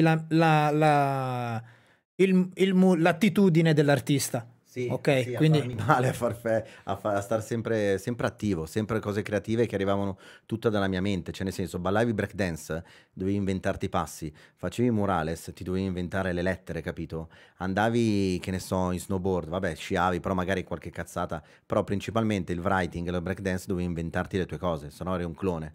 E nel flare mi ci vedevo tantissimo perché cioè, quello che avevo dentro lo dovevo tirar fuori sotto forma di movimenti, capito? E quello ho detto, ok, mollo tutto e faccio flare perché è quello che mi prende di più, è quello che riesco a esprimermi meglio, perché non devo fare quello che fanno gli altri, capito? Io devo esprimere quello che ho dentro e quello che riuscivo a farlo, l'unica cosa che mi usciva bene era il flare. E poi cioè, il flare è figo, cioè, il flare è figo. Flare spacca. Mi capita soprattutto, vabbè, viene fuori in ogni puntata, ma perché fa parte della mia vita di adesso. Il locale dove lavoro adesso, dove lavoro spesso adesso nel weekend, dove non mi capita spesso di fare flare, ma quando mi capita di farlo, mi capita soprattutto perché per me, come per te, è una cosa normalissima, capito? È Certo. una cosa, però mi rendo conto che ho i ragazzi che lavorano con me che me lo chiedono sempre, me lo chiedono sempre. Mi capita anche magari di farlo, ma fare cose semplicissime, di vedere prima cosa i clienti, ma poi soprattutto tipo i camerieri del locale o quelli che lavorano con me, le cassiere che rimangono proprio Sì, sì, con la come bocca per dire, aperta. cavolo, ma tu sai fare queste cose? Cioè, Ma no, cioè, non so te, ma io tuttora, ma io sono sempre stato timido, eh. Cioè, se mi chiedevano fai flare, a parte mi stava sul cazzo, fai flare, no. Io mi vergognavo. Cioè, mi vergognavo più davanti a 3-4 persone, ok? Che davanti a centinaia di persone. questo è quello che volevo, è una domanda che volevo farti nel raccontare, perché comunque sì, a me mi è capitato proprio ieri o l'altro ieri, mi ricordo, di un cameriere che viene da me e fa, dai, fammi un po' di flair. E io faccio la risata, però poi non l'ho fatto. Mi infastidisce questa cosa qua. No, a me non è che mi infastidisce, però se tu tipo mi dici fammi un po' di flair e dopo mi metto a farlo, mi sembra proprio non tanto dell'essere infastidito, però mi dà l'impressione di farti dire sì, sì, guarda come guarda quanto sono bravo, capito? Sì, E ma quindi anche mi il sento in fatto fai flare, che sta una marionetta che devo fare. Cioè, nel senso, lo faccio quando c'ho voglia, quando c'è il momento, quando è il contesto e quant'altro. Ma ci siamo soffermati un attimino sulle mie ciabatte. Non so se non l'hai fatto, eh. No, non abbiamo visto. Oggi Ricky conoscendomi è arrivato con le ciabatte perché entrando in casa si è tolto le scarpe, si è messo le ciabatte della Marvel, così può andare in giro per casa senza sporcarmi ovunque. Già il fatto che mi sono presentato in ciabatte era contento. In più della Marvel, figurati. Conosco il pollo qua. Comunque, quello che volevo arrivarti a dire, che mi hai detto prima che tu ti caricavi molto con la gente, seguivi molto le vibes che ti passavano le persone. Ed è una cosa che in questa cosa mi lega molto con te perché anche io mi sentivo uguale. Mi capitava spesso, come purtroppo mi è capitato a volte sia nelle gare o anche nelle esibizioni in giro, mi è capitato di andare in ansia e di fare errori quando mi trovavo davanti a poca gente. Se io avevo davanti 10 persone disinteressate a quello che facevo, io facevo un disastro. No, Se avevo davanti il palcoscenico più grande che ho avuto è stato in piazza a Brescia insieme a Giorgio Chiarello, che c'erano 6.000 persone perché era tra un concerto e un altro, e c'era questo talent show che abbiamo partecipato noi, ma lì ero proprio totalmente a mio agio. Sì, ovvio, Nel vedere la gente che c'era prima di salire, dici cavolo come facciamo, ma una volta che sali lì è come se fossero tutti amici tuoi, ma hai proprio voglia di esibirti, voglia di intrattenere la gente, è proprio bellissimo. Ti dico, per assurdo, dopo quell'esibizione lì mi è capitato che la cassiera del Gigante nel fare la spesa mi fa ah, eri tu, ti ho visto sul palco, e mi è capitato con la ragazza che lavora in posta, che io passo in posta e fa ti ho visto in centro a Brescia. Sì, ero io, sì, sì. No, è vero. No, fichissimo, mi piace un sacco. Oddio, cioè, ovvio che l'agitazione rimane sempre, eh. Cioè, però è un'agitazione che ti dà quella spinta, quella grinta, mi gasava a me tantissimo. Però ero agitato lo stesso, cioè non è che so Pippo Baudo che sei sul palco, sono abituato, eh. Però ci stava. Ok, iniziamo, lì decidi di prenderla seriamente. Raccontami la tua vita, cioè come ovviamente non l'hai potuto fare dal primo giorno, ovviamente da quando hai deciso di farlo ci sarai arrivato piano piano, però raccontami poi come decisi di strutturare la tua vita per riuscire a cercare di intraprendere questo viaggio, perché credo che grosso modo sia nello stesso periodo storico in cui mi ha raccontato Gianluigi Bosco della sua storia, perché immagino che gli anni siano quelli là, e mi ha raccontato anche lui di come piano piano ha cercato di farlo, però in quel periodo lì le gare erano veramente tante, perciò la possibilità di viaggiare era veramente tanta e gli impegni soprattutto erano veramente tanti. Tu come hai deciso di intraprendere questo viaggio? Ma allora, diciamo che io ho avuto la fortuna o la botta di culo ti sto parlando del secondo step, lo step che ti avevo detto prima nel 2005, la gara, e il secondo step quando ho detto adesso lo faccio seriamente, perché a distanza dal 2005 al 2006, che è passato un anno e mezzo, diciamo, da quello che sto dicendo adesso, ho fatto qualche garettina e mi allenavo così, saltuariamente.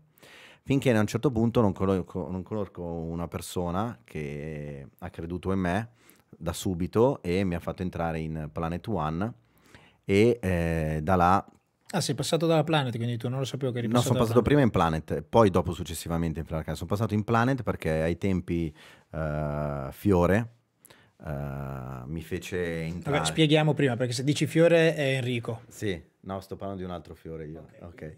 Sto parlando di un altro Fiore che già lavorava in Planet One e faceva gare, era già conosciuto ai tempi nel mondo del bartending, ok, a livello italiano e internazionale. Disse, cazzo, sei bravo, mi piace il tuo modo di fare, hai stile, ti va di allenarti con me? E da là ho iniziato ad allenarmi con lui, ho iniziato ad allenarmi in Planet One finché il proprietario della scuola mi disse, io credo in te, ti sponsorizzo delle gare. Minchia, 2006 mi sponsorizza le gare. Con sponsorizzo le gare che cosa intendeva? Perché cosa significa di sponsorizzo le gare? Sponsorizzo le gare nel senso che le prossime gare che andrai a fare te le pago io tutte quante, l'importante è che tu rappresenti la scuola perché tu sei un flair bartender ai tempi diverso dagli altri, con il tuo modo di fare, di stile e tutto quanto, mi piace, sei un bravo ragazzo, mi va che il marchio della scuola sia legato anche al tuo nome, capito? Per modo di dire, cioè nel senso vai e rappresenti la mia scuola. E Quindi tu non partecipavi all'economia dell'allora Planet One, tu la rappresentavi in giro. sì, io facevo ai tempi gli eventi di Flair, tutti gli spettacoli di Flair, questo successivamente, perché subito mi disse, Fiore mi disse, va che c'è, Andrea Fiore mi disse, c'è sta gara qua in Ucraina da andare a fare. Minchia, in Ucraina. FBA, la federazione, e c'erano tutti i più forti al mondo. Cioè, FBA, ragazzi, se vi interessa capire che cos'è, come funziona, ne parlo nella puntata con Gianluigi Bosco, 2 o 3 puntate fa. La puntata con Gianluigi Bosco che parliamo bene dell'America e tutto, e lì spieghiamo anche che cos'è l'FBA. Che era questa associazione americana, no? E mi disse, ok, guarda che il capo ci paga questa cosa qua, ti dobbiamo allenare seriamente. Minchia, inizio ad allenarmi seriamente. Cosa succede? Vado a E fare... dove vi allenavate? La Planet di Milano era quella lì vicino a Linate? Sempre quella, eh? Sì. No, non era ancora quella, ce n'era un'altra a Bastia Umbra, ok? O comunque ci allenavamo nei parchi o andavo a casa sua che aveva una flare room o comunque io andavo a Bastia Umbra ad allenarmi per Vabbè, questa gara. fino a Bastia Umbra ad allenarti. Sì, aspetta. E cosa succede? Vado a fare questa gara qua, c'erano tutti, tutto il mondo c'era, mondo. Tutti quelli di quel periodo lì, anche il budget del Montepremi e cose varie non erano i 1.000 euro al primo. No, il cachet, cioè il primo prendeva $10.000, capito? I cachet erano veramente alti e c'erano tipo una settantina di persone da tutto il mondo. C'era Rodrigo, c'era Christian, c'erano tutti i più forti di quei tempi, erano lì a gareggiare. Io salgo sul palco dopo Rodrigo Delpech. Aspetta, prima che ci racconti la gara, questi personaggi, perché non era come adesso che uno fa un bel movimento in Taiwan e noi il giorno dopo sappiamo come si chiama e dove è nato. In quei tempi lì tu i vari Christian, Rodrigo, Vladimir, i nomi importanti di quel periodo là li conoscevi o non sapevi chi era? Conoscevo perché li avevo guardati sui DVD, capito? Ok, Gianluigi ci ha raccontato di questa cosa, che gli unici modi per vedere un po' di flair americano erano questi DVD che arrivavano però giravano poco perché... Era come una droga, capito? Te la smazzavi in giro, DVD pirata, capito? Io ho il DVD del King of the Ring, che è finto, che l'è stato registrato e l'ho pagato 20 euro, non mi ricordo. E ai tempi non c'era neanche YouTube, quindi se tu volevi vedere dei movimenti, essere al passo coi tempi del flair, dovevi andare a vedere le gare. Se no col cazzo, capito? Quindi tu andavi là e ogni volta vedevi sti mostri che ti tiravano fuori sto movimento. E non potevi copiarlo perché era suo. E in più, vattela a ricordare. Mica l'ha fatto una volta, non è che lo copi su YouTube, capito? Che clicchi e mandi indietro. No, vai là. E io sono andato là, mi sono trovato sti mostri sacri, però ho detto, sono qua, mi hanno pagato la gara, non è che posso fare figura di merda. Se c'è qualcuno che crede in me, poverino, cioè nel senso, facciamolo, no?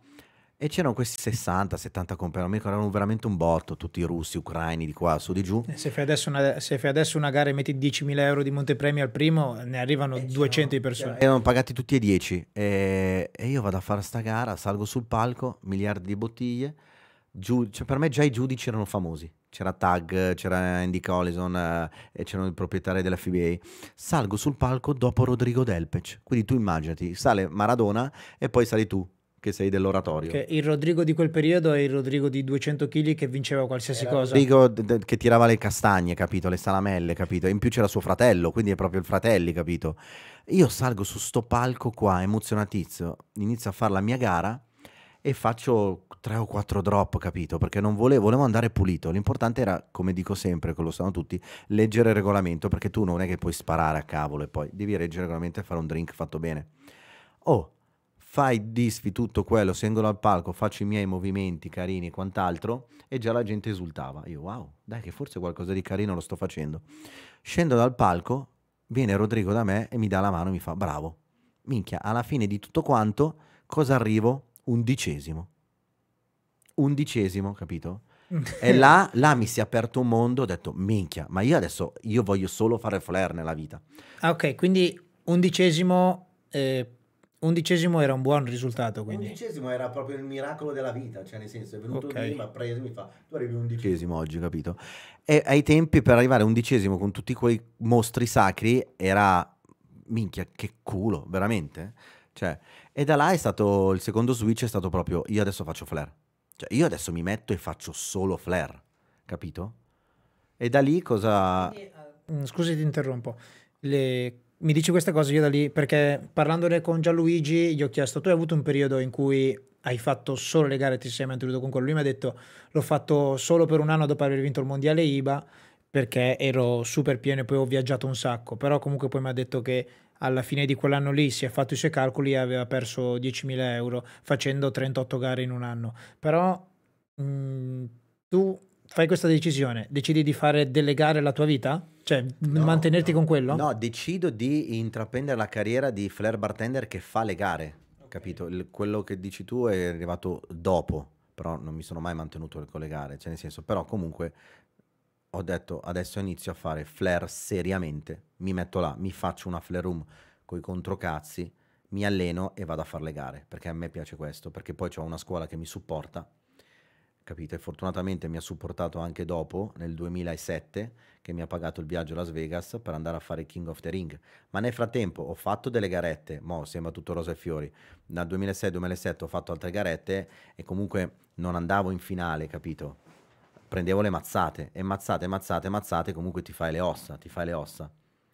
Finché... Ti capisco benissimo perché io ho fatto, penso, ho iniziato a fine 2010 con le gare, proprio a novembre 2010 con le gare, e io i primi buoni risultati li ho avuti nel 2013, perciò anch'io ne ho prese io. Ma anche poi in quel periodo là c'erano dei numeri che mi appartenevano. I numeri che mi appartenevano in quegli anni erano il 4 e l'11.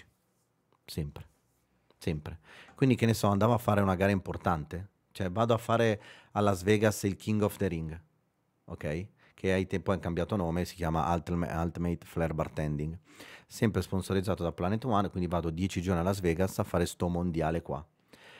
Cavolo, Ed 10 giorni a Las Vegas non è... tutto pagato da Planet One, tutto quanto, vado su di giù, maglietta, che poi tra l'altro io con Fiore avevamo preparato il tandem, perché alla fine lui mi aveva convinto andiamo a Las Vegas a fare il tandem. Ok? Stessa gara che faceva anche Marchino. Chi ti aveva fatto il corso era la gara che faceva anche lui. No, lui faceva Roadhouse. No, aveva fatto anche il tandem a Legend, Marchino. No, io non ho fatto il Legend, ho fatto... Ah, King of the Ring, Io ok. vado a Las Vegas nel 2007 e vado a fare il King of the Ring come tandem, ok? Però c'era anche la gara individuale, quindi noi ci alternavamo tandem e individuale, anche perché per andare in finale al King of the Ring dovevi superare 2 step, non era una qualifica finale, erano 2 qualifiche e la finale, una 4, una 5 e la finale 6 minuti, capito? Come era strutturata? Cioè, queste 2 qualifiche come erano? Era solo flair. Flair 4 minuti, se lo passavi, flair 5 minuti, se lo passavi andavi in finale. Se in Ucraina c'erano tutti, a Las Vegas c'era Las Vegas.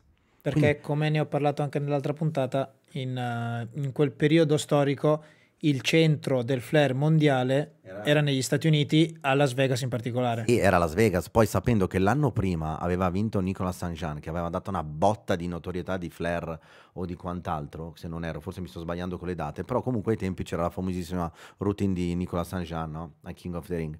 Sì, c'era anche il periodo di forte contrapposizione tra americano e europeo, e lì c'erano Nicolas, Tom forse non c'era ancora, però Tom c'era, e quindi c'erano Nicolas e Tom, e i Delpech e Danilo dall'altro. Sì, ma c'erano i Galden, Neil Rory, altri competitor, c'era Danilo Ribe, c'era Vladimir Burjanov e tutto sì, quanto. questo Neil ne ha parlato anche già lui. Tutte queste persone qua andavano a fare la gara, no? E sono andato anch'io. Minchia, vado a fare sta gara e mi trovo in mezzo ai mostri sacri. Mi pisciavo addosso solamente a guardarli, capito? Era proprio la mecca del flare, cioè King of the Ring. Il primo posto vinceva $20.000, capito?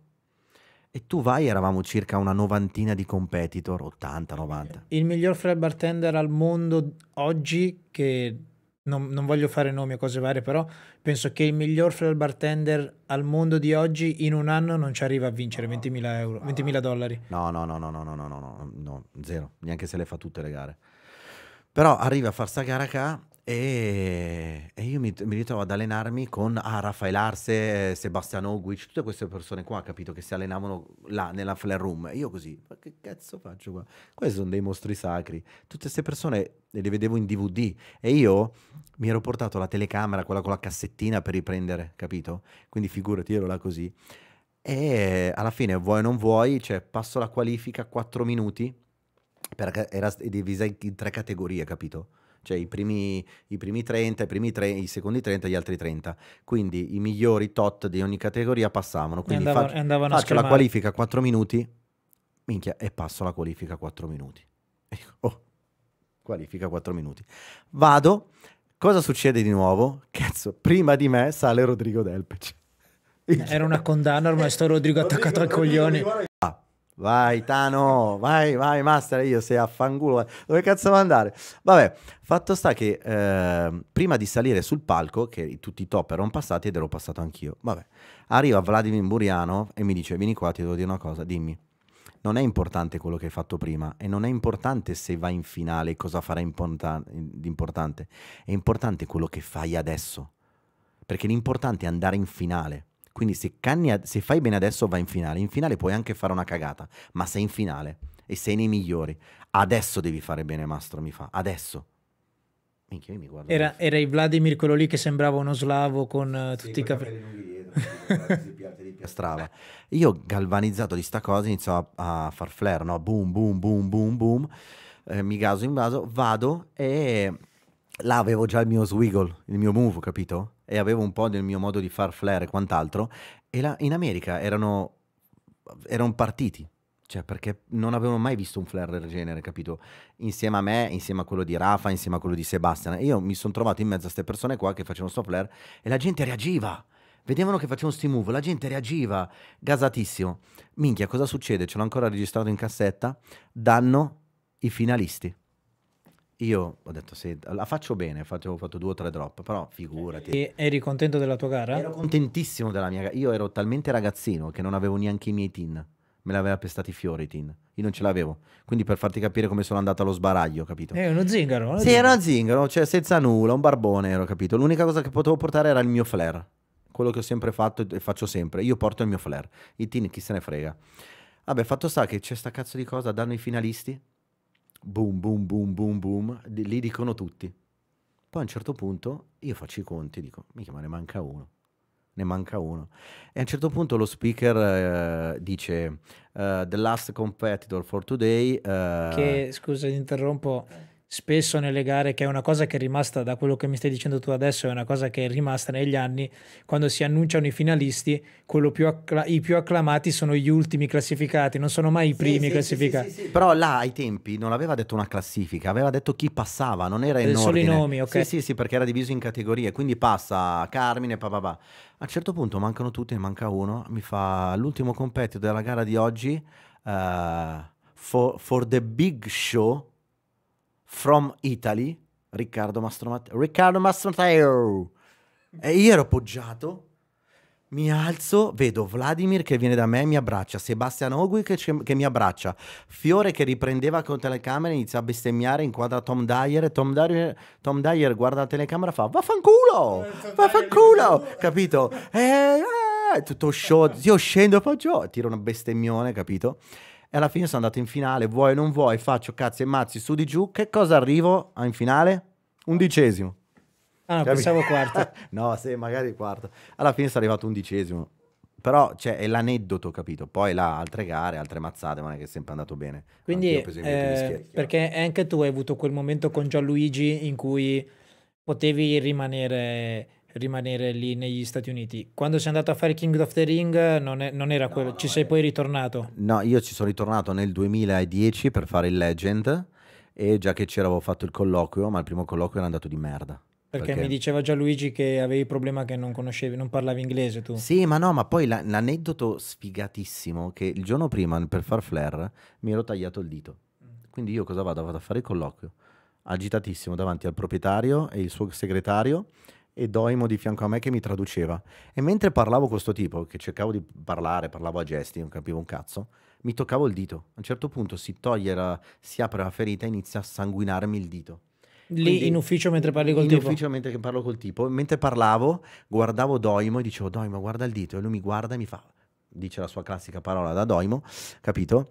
E io già ero in panico perché parlavo 3 parole, dicevo 3 parole, in più mi inizia a sanguinare il dito, va in panico, colloquio di lavoro è andato una merda totale. Diciamo che a tuo avviso non hai fatto una buona Ho impressione. fatto una buona impressione, il problema è che dopo 20 giorni che ho fatto la gara al Kaunaville e sono andato in finale, sono arrivato sesto nei top 10. Ma perché io ovviamente tutte queste cose le ho vissute solo da YouTube, perché poi non c'erano neanche canali social dove magari voi caricavate le vostre cose. E perciò io questa cosa l'ho vista solo su YouTube o solo su promo. Questo Kaunaville era bello, era figo. Ai tempi Kaunaville spaccava perché comunque tante persone che facevano flare in America, quelle forti, sono passati da là, capito? Era un po' un punto di Era un riferimento. cocktail bar dentro un casino, Era un immagino. cocktail bar dentro un casino, dentro un hotel. Stile tiki, stile hawaiano, lo so. Ma l'arredamento però facevano un drink a cazzo come al solito in America, basta che ci metti l'alcol con questi biberoni. E facevano un sacco di flare, organizzavano sta gara qua, famosissima, e poi c'è stato il Legend. Poi vado a fare il Legend, arrivo in finale, arrivo sesto, tutto quanto, cazzate varie, e vado a rifare il colloquio e il proprietario mi guarda e fa, io voglio te. Mi siedo, vuoi o non vuoi. E lì sono passati anni però da quel primo colloquio che avevi fatto. No, sono passati 20 giorni. Ah, vedi, Io sono stato un mese a Las Vegas, arrivo, dopo 3 giorni faccio il colloquio. Aspetta, ti interrompo. Perché voglio raccontare questa cosa, non voglio farla passare così con 2 parole. Sei stato un mese a Las Vegas perché hai fatto quella cosa che ci ha raccontato anche Gianluigi della preparazione alla gara, che ti facevi lo speed round, lo speed test, tutto quanto, quindi in cui facevate l'allenamento del flare, ognuno per i cazzi suoi ovviamente, però c'era anche station davanti, bottigliera dietro, cocktail list, quindi c'era anche un momento di condivisione, perché noi siamo io, la mia generazione, ma anche i flare bartender adesso sono abituati ad allenarsi con sala, quello è il tuo spazio, questo è il mio, io faccio la mia routine, tu fai la tua. Lì invece era proprio un momento di condivisione in cui tu da solo lì, ok, mi prepari per favore, e una birra, e tu parti. Sì, anche perché io dovevo farlo per forza, perché non conoscendo nulla della gara, io alla fine mi ha convinto Doimo ad andare a fare la gara e quant'altro. Io non volevo farla perché per me il Legend era troppo, capito? Non ero ancora pronto. Io ho sempre detto vado a fare il Legend quando potrò rappresentare quello che sono veramente ed esprimere quello che sono veramente. Io non voglio andare là a essere un numero. Hai rimpianto che dopo il 2010 non l'hanno più fatto? Sì, perché l'avrei rifatto e più che altro l'avrei fatto fare a tanti ragazzi di adesso, perché è veramente una gara che ti insegna tantissimo e ti dà uno slancio di consapevolezza e fiducia in te stesso, che è una cosa incredibile se la fai bene. Ti dava anche E sai cosa vuol dire allenarsi? Cioè là capisci veramente cosa vuol dire allenarsi per una cosa importante. Cioè, è l'altra roba. ti dava anche per forza l'obbligo di imparare a fare delle cose, il Legend, cioè perché io mi ricordo tipo l'Italian Tour veniva organizzato in modo che tu ti allenavi una routine ed era a posto per tutto il tour, ok? Il Legend invece ti obbligava a dover imparare una drink list di non so quanti, 50, 80, a 60. No, là il Legend era bartending e flare bartending. Era tutte e due. Perché ricordiamo, devi far flare, ma devi sapere anche far da bere Sì, in teoria in ok, questo mondo. però tipo un bartender come te, che lavora in Italia, che conosce il mercato italiano, che fa queste cose, beh, tu andavi lì e lì dovevi imparare cose, cioè tipo le bottiglie che io mi ricordo dai video, Three Olive Ice, Finest Call, Sky magari in Italia c'era, però c'erano marche da noi completamente No, non sconosciute. c'era, non c'è. Tu ti potevi allenare quanto vuoi a casa, ma l'unico modo per fare il Legend fatto bene è farlo a Las Vegas. Per allenarti ti devi allenare a Las Vegas con persone che l'hanno già fatto, capito? E io fortunatamente ho avuto dalla parte mia Bosco e Doimo e Benangemani che mi hanno aiutato e mi hanno ospitato a casa loro, perché io dormivo e vivevo a casa di Doimo e mi allenavo a casa di Doimo e mi allenavo a casa di Benam, che ai tempi fare Come si flare. chiama lui, scusa? Benam, mi pare, Gerami. Che lui era molto famoso, almeno ai miei occhi, perché tantissimi dei ragazzi che guarderanno questo video o ascolteranno sicuramente non sanno chi è. Lui era famosissimo perché lui faceva il roll a 2 bottiglie, nel senso che teneva 2 bottiglie sul braccio e faceva fare il roll ad entrambe e le bloccava anche, e lo faceva anche a 4. Sì, ma poi lui... Roll a 4 bottiglie e le bloccava tutte e 4. Ma poi lui era stilosissimo, ha fatto un sacco di finali, un sacco di gare, ti ripeto, i flare bartending dei americani erano loro. E quindi lui, ti ripeto, l'unico modo per far flare fatto bene e poter portare qualcosa, Doimo mi fa, io ti ospito a casa mia, da amico, però in quel momento me l'aveva detto veramente dicendomi, vieni a casa mia, ma vieni e ti alleni, mi fa, non pensare di venire in vacanza, perché se vieni qua e ti alleni con me, tu vai in finale. E io faccio, speriamo. No, non venire qua in vacanza. E faccio, no, anche con tutti i soldi che sto spendendo.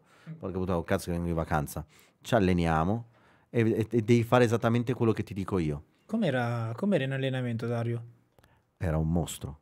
Cioè, a parte che è un mostro. Cioè, ogni cosa che faceva era, non dico il più bravo, ma era il più bravo. Cioè, nel senso, il Legend è una gara a sé, è un'altra roba. Là devi essere flare bartender, devi essere bartender. Dario, oltre che essere un flare bartender, era un bartender. Così come Bosco, così in Beram. E là ti usciva veramente, capito? Ti usciva veramente cosa vuol dire essere bartender. E fortunatamente io ero bartender, quindi non dico che mi è venuto facilmente perché mi sono fatto un culo della Madonna, però ho detto ok, cioè versare non devi spillare, versi non devi spillare, versare e fare le dosi giuste, ok? Devi imparare i drink, ti impari una drink list nuova. Sì, però Capito? allenando la routine come ve l'allenavate voi, che sì, il drink lo dovevi studiare, però poi una volta capiti quei 3 passaggi, quei paio di drink, con le tecniche comunque, perché ci sono anche tecniche per imparare i drink, una volta che poi è come io lo rapporto all'esame della patente. Tipo io per la patente di guida o per il patentino non mi ero mai messo a studiare le cose. Mi mettevo a fare tante volte le domande e poi le risposte dopo un po' le sapevi. E lì uguale, facendo tante volte la prova, poi i drink te li ricordi anche. Sì, ogni volta che facevamo lo speed round, come ha detto l'altra volta Bosco, noi la mattina ci alzavamo, andavamo a comprare il ghiaccio, compravamo lo yogurt, i coloranti, perché tu se dovevi usare il blu curacao, all'interno c'era dell'acqua con un po' di colorante blu. Era come se fosse un bar, ma era finto. Quindi io quando andavo a fare i drink usavo il ghiaccio. Quando andavo a schiacciare il Finest per fare il frozen, all'interno c'era come se fosse... Sì, c'era tipo ammorbidente, non lo Sì, so. c'era roba così. qualcosa, cioè nel senso era vero, ogni volta che finiva lo speed prendevi i bicchieri, buttavi e li facevi da capo. Ci allenavamo talmente tanto che noi litigavamo mentre ci allenavamo, perché poi lascia stare la confidenza tutto, sei un coglione, rifallo da capo, vaffanculo, e magari quella volta invece che dirti sei un coglione per sponarti, te l'ha detto veramente, sei un coglione come fai a sbagliare, e là ti incazzare, ma vaffanculo tu, ma come vaffanculo, ti sto dando una mano. Cioè, No, litigavamo, ti capito? capisco. Quando finivamo di allenarci era wow. Una volta ci siamo allenati talmente tanto che abbiamo detto, raga, qua o smettiamo di allenarci o ci ammazziamo. Ci veniamo. O ci meniamo. Io non li potevo più vedere. Cioè, non ti parlo a te, mi stai sul cazzo oggi. E un giorno ce lo siamo presi libero e abbiamo girato per Las Vegas, siamo tornati a casa belli allegri. E il giorno dopo mi ha trovato Doimo che contavo gli scontrini delle carte di credito. Perché non avevi i soldi dietro. E non avevo i soldi dietro, no? E mi fa, stai contando gli scontrini? Sì, bravo Pirla. E io, grazie, potevi dirmelo ieri. Ma ieri eri allegro, ma vaffanculo, va. Poi siamo tornati ad allenarci. Però, cioè, raga... Questa cosa la riconosco e ti credo perché mi è capitato quando mi sono allenato, perché seriamente il tandem io l'ho fatto con un po' di persone, però seriamente, nel senso un vero tandem l'ho fatto con Giorgio Chiarello e abbiamo avuto il periodo in cui l'abbiamo allenato di più, siamo stati 10 giorni qua a Bergamo in cui lui viveva da me, eravamo a stretto contatto e ci allenavamo tutto il giorno. E mi ricordo che sì, arrivi veramente perché magari fai bene una cosa tu, la sbaglia lui, fa bene una cosa lui, la sbagli tu. Quindi odi sia te stesso, però poi quando sbaglia l'altro ti fa innervosire proprio. Quindi tu, che ne so, immaginati, ti stai allenando per fare lo speed round e dai una mano a pulire la postazione, no? E magari ti dimentichi di mettere, di riempire il fine school di granatina o di Coca-Cola. Questo fa lo speed round e si trova la Coca-Cola vuota e si deve fermare e magari era lanciatissimo. Questo si gira e fa, ma porco, ma perché non hai riempito la Coca-Cola? Non l'ho fatto io, ma sei un pire. E là discutevamo, capito? E ho detto, raga, basta, io non vengo più, se no vi ammazzo, capito? Tutte queste cose qua, però, cioè, sono esperienze tra amici e di flair e di gare vissute veramente che ti fanno crescere, cioè ti fanno maturare, ti fanno sapere, ti fanno bene, ti fanno bene. No, Cioè, era una bella mazzata e una bella prova. sì, sì, sì. Comunque arrivarci e partecipare. Va bene, e questa esperienza, eravamo rimasti al tipo che al manager o al capo che ti dice io voglio te. Sì, lui mi fa, cavolo, dopo la finale Legend, viene da me, mi fa, a me non mi interessa se tu non sai parlare inglese, io ti voglio nella mia squadra di Flair Bartender, che ai tempi, come diceva Bosco, Era il Rockeritas, quel sì, Rockeritas. ti voglio in una squadra, però in quei tempi io ero, come ha sempre detto Bosco, c'erano i primi 10, io ero nella seconda categoria, capito? Quelli che forse avrebbero preso, ma non era sicuro.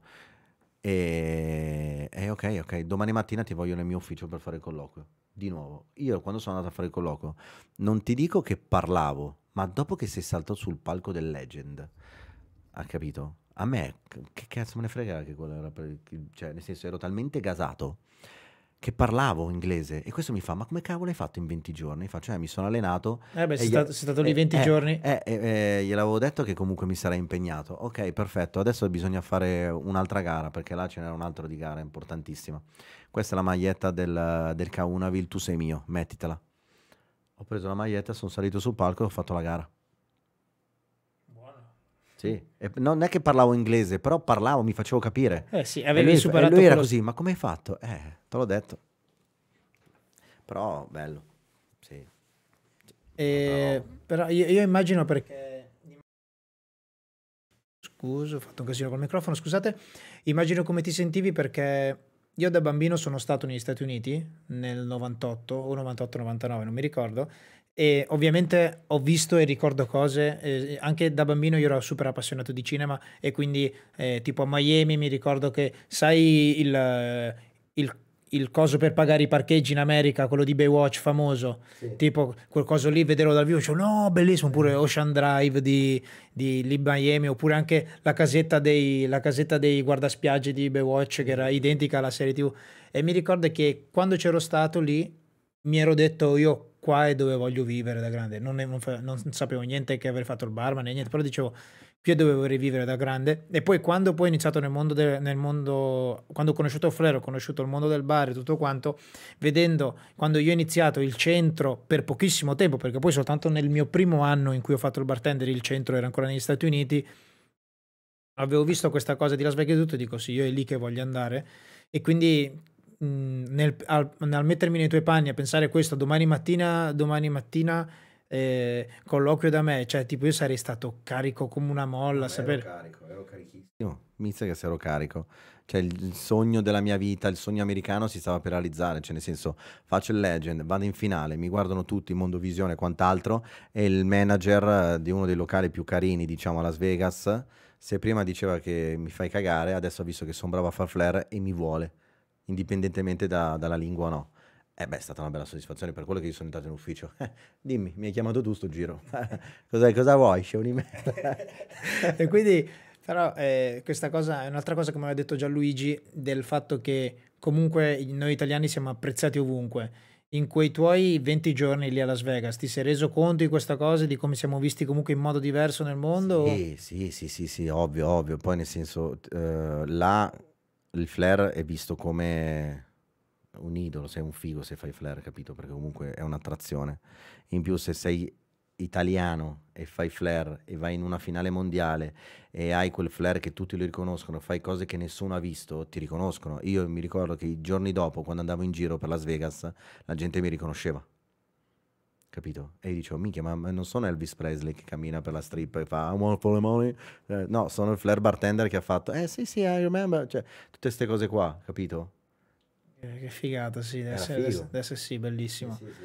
E da questo viaggio ritorni indietro perché ovviamente non sei rimasto, che immagino che hai avuto i tuoi problemi o hai dovuto fare le tue scelte per, Sì, per altri motivi poi alla fine per- mi avevano chiamato per andare a Las Vegas, mi avevano confermato, ma io ho rifiutato. Ok, alla fine hai rifiutato. Sei tornato e qui ormai siamo al 2011-2010. Sì, era 2010, Mm. sì, era marzo 2010, torno. Ok, marzo 2010 sei tornato. Una cosa che mi ritrovo a pensare e a dire, perché tu ne fai parte di questa era di flare bartender, perché tipo io, Facchinetti, Giorgio Chiarello, Lorenzo Ferrante, Enrico Fiore, Dennis Trifano, Roman Zapata, sì, tutti questi ragazzi qua venuti dopo. Noi sui social, sulle varie piattaforme siamo sempre stati noi a promuoverci. Siamo noi ci siamo messi lì, abbiamo montato i nostri video, noi che ci siamo messi là abbiamo fatto i nostri promo. Comunque siamo stati noi a promuoverci, siamo stati noi a mettere tutte le nostre cose online. Lo stesso canale di YouTube dove adesso io carico le puntate del podcast, ho cambiato il nome, però il canale è quello dove caricavo le mie cose, dove caricavo le gare di flare degli altri, dove tra l'altro c'è anche ci sono video anche tuoi, tra l'altro. In quel periodo là, invece, voi diventavate famosi esattamente come delle star, perché nessuno di voi si autocaricava i video, nessuno di voi sicuramente vi facevate i video, però nessuno di voi li utilizzava per sponsorizzarsi. Quindi voi, la piattaforma più importante che c'era in quel momento era YouTube, Sì. perciò i video andavano su YouTube. Però una cosa di questa cosa me ne sono reso conto facendo la puntata con te e con Bosco, perché se io scrivo Gianluigi Bosco su YouTube o scrivo Riccardo Mastromatteo su YouTube, vengono i video, però non viene mai scritto il canale Riccardo Mastromatteo. È uguale, No. tipo se tu scrivi Carmine Liguori, sì, escono dei video che non sono miei, però fino a poco tempo fa, adesso viene scritto Podcast del Bartender perché il canale si chiama così, però la maggior parte dei video dove ce ne sono di più c'è scritto Carmine Liguori, canale Carmine Liguori, capito? Anche se scrivi Giorgio Facchinetti tutti i video di Giorgio Facchinetti la maggior parte sono nel suo canale di YouTube.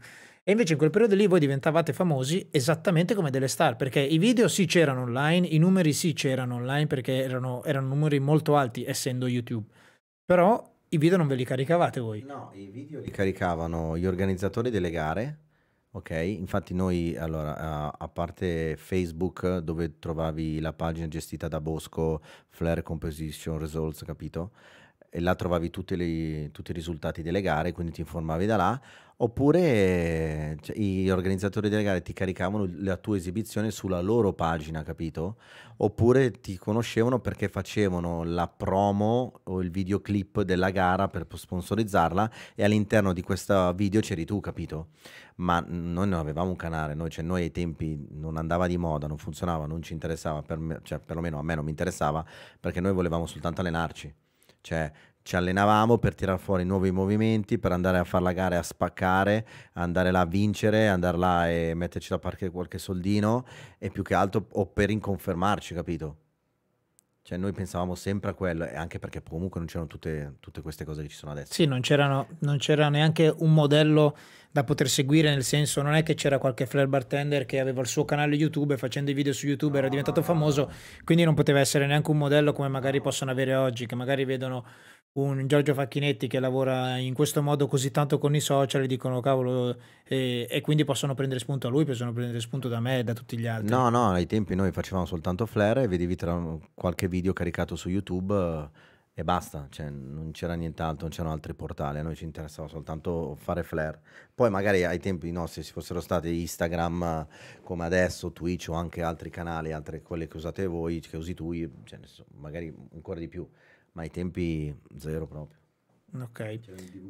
I DVD c'erano. No, questa è una cosa che ci tenevo a parlarne con te perché è un po' cioè, è strano parlarne a mio avviso perché è esattamente quello che ho appena detto. Voi diventavate famosi proprio come delle star.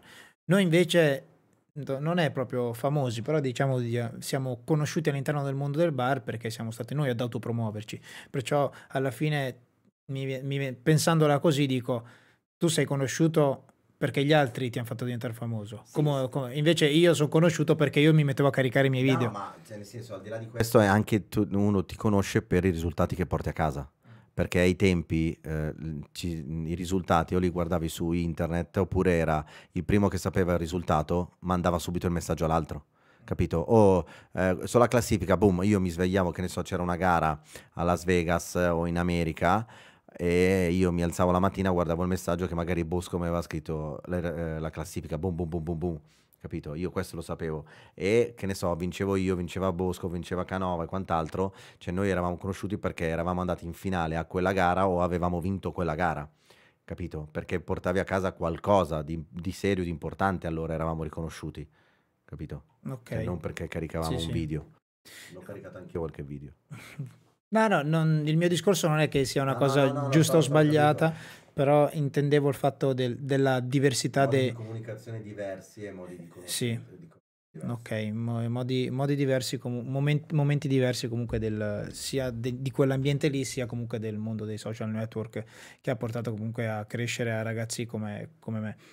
Detto questo, tu hai avuto una domanda che ti volevo fare, poi andiamo avanti con la tua storia personale. Hai avuto un compagno di viaggio?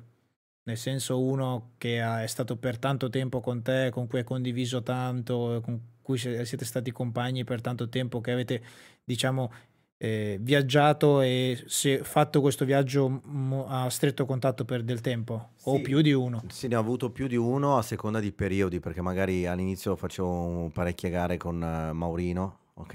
E Maurino e Mauro Mauro Marchetti.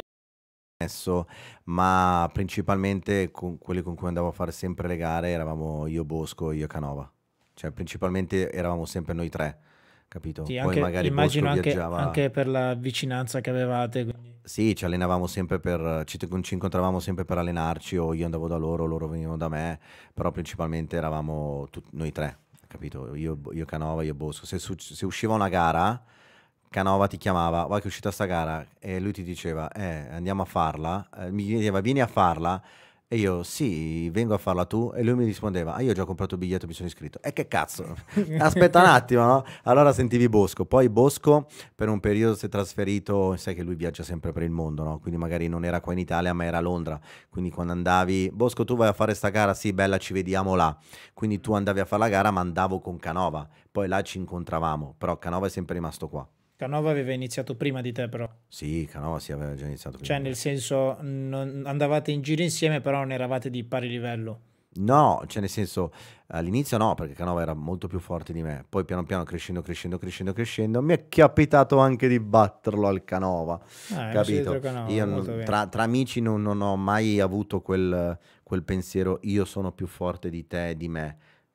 Ai tempi eravamo forti, andiamo a fare la gara, capito? Ai tempi eravamo gli italiani che spaccavano il culo. Quindi non è io sono più forte di Bosco, di Canova, loro erano fortissimi, capito? Io non pensavo neanche a paragonarmi a loro. Io pensavo a fare il mio, a farlo bene. Poi se lo battevo, se li battevo, amen. Se non li battevo, l'importante è che il risultato era positivo, capito? Chi se ne frega. Poi eravamo amici, ci prendevamo in giro. Sì, era un Però periodo, il mio obiettivo era fare il meglio possibile, non battere ok, era loro. un periodo delle gare in cui comunque, prima dell'avvento dei polacchi, mi viene da dire, in cui a parte il Tom Dyer, a parte, non lo so, a momenti magari in cui succedeva qualcosa, però la maggior parte dei finalisti erano tutti italiani nelle gare, tra virgolette, Sì, c'è europee. stato un periodo che spaccavamo veramente, cioè tu andavi a fare una gala, di base c'erano 3-4 italiani. in finale. Io mi ricordo la gara che vinse Bosco, poi tornando al discorso di prima, se vinci tu, vinci io, vinco io. Eravamo talmente amici che quando vinceva Canova o vinceva il Bosco, non dico che come se vincessi io, però era un cazzo, ha vinto il mio amico. Quindi io ero contentissimo, Cioè, era capito? comunque un abbiamo vinto noi. Noi italiani ci siamo fatti valere, abbiamo spaccato il culo, però ha vinto Canova, ha vinto Bosco. Wow, sono contento, capito? In qualche video lo vedi anche la felicità. Io arrivavo sesto, settimo, oppure che ne so, vincevo io, facevo una posizione più carina rispetto a loro. Loro erano felici per me, almeno credo. Però era così, capito? Cioè, quando Bosco vince quella cazzo di gara a World of Flair Challenge, lo vedi dal video, la faccia che faccio io. Io così, ho vinto Bosco! Cioè, per quella ho vinto io, capito? Cioè, Canova che vinceva le gare, capito? Ero contentissimo. Però anche loro, anche con me. Ok, e siamo rimasti a quando hai deciso di intraprendere questo viaggio, hai iniziato a fare, sei stato a Las Vegas, sei tornato da Las Vegas, qui siamo al 2011, perciò abbiamo anche già fatto, no, vorrei tornare un attimo al 2010, che nel 2010 c'è la famosa Sky Vodka Competition, che è la Sky Vodka Competition che ha ispirato la maggior parte dei fly bartender della mia generazione. La Sky Vodka Competition, quella del 2010, perché lì ci sono i video famosissimi. Io stesso il primo video di Flair che ho visto su YouTube è stato la finale di Dario di quella gara. Poi da quella gara lì ho seguito tutti quanti i video che ci sono di quella Sky Vodka Competition, che c'è anche il tuo head to head con Tom Dyer, che anche quello lì è un video che non ce lo siamo scritto prima nei momenti chiavi di cui volevo parlare con te, però penso che nella tua carriera, nella tua crescita personale e lavorativa, penso è un momento importante a mio avviso. Poi non so se per te è importante o no. No, è stato un evento molto importante anche perché comunque la Campari ha sede a Sesto San Giovanni. Io sono cresciuto a Sesto San Giovanni perché mio padre c'ha l'azienda lì e quindi io mi ricordo che da piccolo passavo davanti alla sede Campari e sentivo la puzza di Campari e mi ricordo mio padre col camice che mi portava e dicevo papà ma cosa sono queste cose? Capite? Amore mio, tu capirai. Ma quindi la Sky Vodka Competition veniva fatto dentro quel palazzo della Campari? Dentro il Palazzo della Campari. Ah, quindi hanno un'aula congressi lì dentro? Gigantesca ai tempi, sì. E la gara andava fatta là, quindi per me partecipare a una gara dove sono cresciuto a Sesto, mio padre è di Sesto, e mi ricordo anche mio padre era venuto a vedere la gara, e mio padre a sentire sul palco Riccardo Mastromatteo. Quanti anni avevi nel 2010? Adesso ne ho 40, ne avevo 28.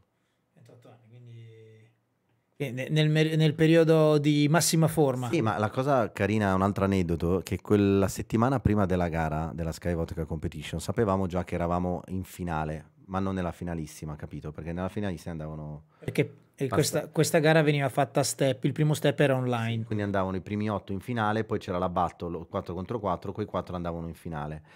E mi ricordo che la settimana prima della gara io, Bosco, Canova e Tom Dyer siamo stati in Ungheria in vacanza una settimana ad allenarci in una scuola da Sabi e ci siamo allenati, dormivamo in flare room proprio, capito? In flare room avevamo i divani e il problema è che poi ci siamo spaccati di alcol, ok? E sapendo che andavamo a fare una gara di battle 1 contro 1 facevamo le prove. Ah no, aspetta, non c'era Bosco, c'era Dario Doimo.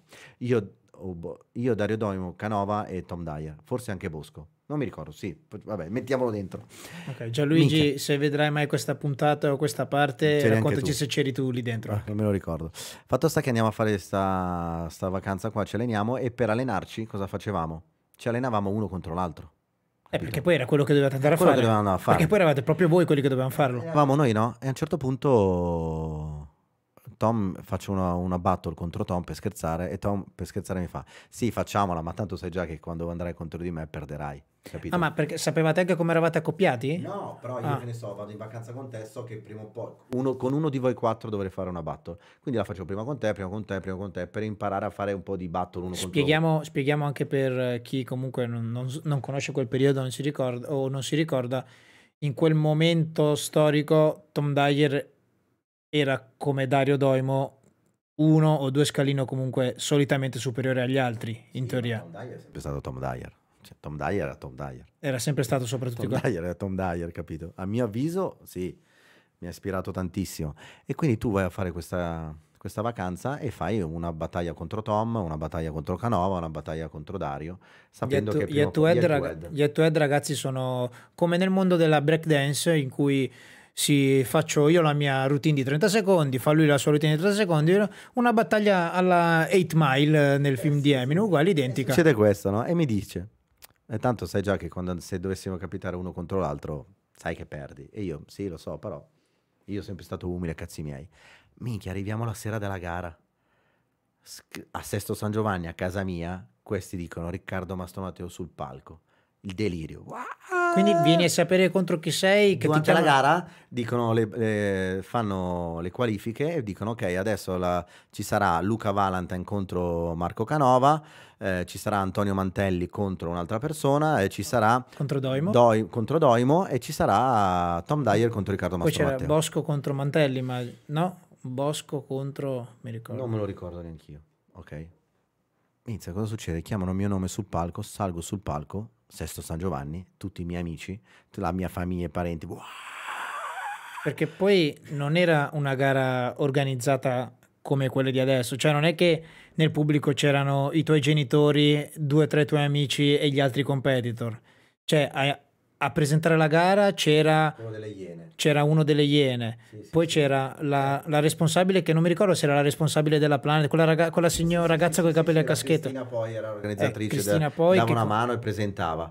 Quindi la gara c'era un sacco di gente, ma tanta gente, tutti un evento di Campari a cui Campari teneva, perciò Campari con i suoi contatti, ragazzi, ne portava di gente. Con tutti quei soldi c'era la fila fuori per entrare, capito? E se non eri in lista non entravi, capito? Evento della Madonna, dicono il mio nome, boom, dicono Tom Dyer, bravo. Io salgo sul palco sapendo che non avevo nulla da perdere, ma che cazzo me ne frega, però ero talmente gasato che ero a casa mia, che io sono partito a bomba, faccio i miei cavoli di movimenti, Tom Dyer parte e droppa di nuovo. Poi alla fine, man mano che facevo i round, io gasato, l'ultimo round l'ho sbagliato, capito? Però i primi 2 round io ho fatto il culo, ok? Alla fine passa lui. Ma si vedeva che era agitato, io gasatissimo, che sapevo già che perdevo, però ho dato tutto me stesso, ho detto io faccio quello che so fare, rappresento me là sopra. Scendo dal palco, Tom mi vede, mi prende, mi abbraccia e mi dice: 2 persone nella mia vita mi hanno fatto spaventare come mi hai fatto spaventare tu. Una è Nicolas Jean e l'altra sei tu. E io faccio: ma cosa stai dicendo? Mastro, mi hai fatto il culo all'inizio. Cioè tu mi stavi battendo perché sei salito, avevi una faccia che non avevi nulla da perdere e tu mi hai spaventato perché hai iniziato a far flare alla grande e mi hai spaventato. Bravo Mastro, hai vinto tu per me. Poi è passato lui, però minchia ai tempi. Nel 2000... se il round fosse stato uno solo avresti vinto. Sì, per Team Bottiglia ho fatto il culo all'inizio, ho fatto swiggle. Capito? E lui, io ho detto, guarda, per me, grazie, perché ai tempi Tom Dyer come sempre è stato, e io ero ancora ragazzino, dicevo, minchia, mi ha fatto i complimenti, ero contentissimo. E da là prendi il rispetto delle persone, capito? Capito. E ok, torniamo...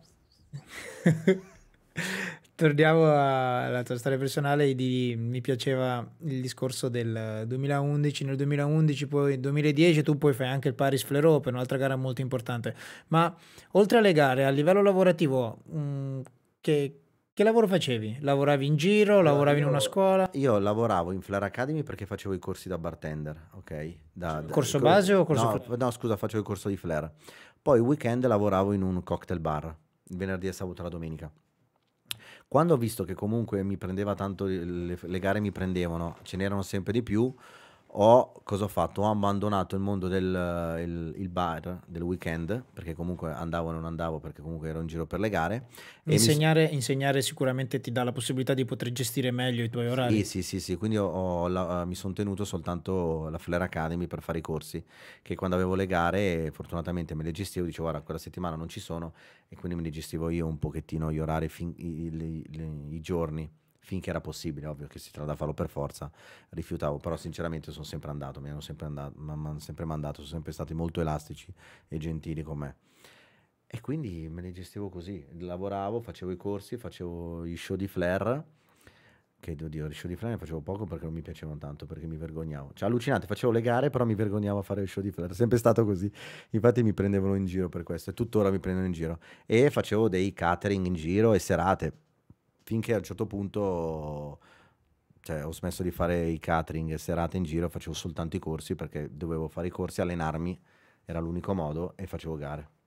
A meno che non c'erano delle serate molto importanti, che ne so, in giro per il mondo, che ne so, Canova mi chiamava, mi diceva, ah, che dobbiamo andare a Beirut a fare uno show, ah, che dobbiamo andare di qua a fare una... I lavori quelli grossi e importanti li beccava sempre Canova e poi Mastro, bisogna fare una serata del lancio mondiale di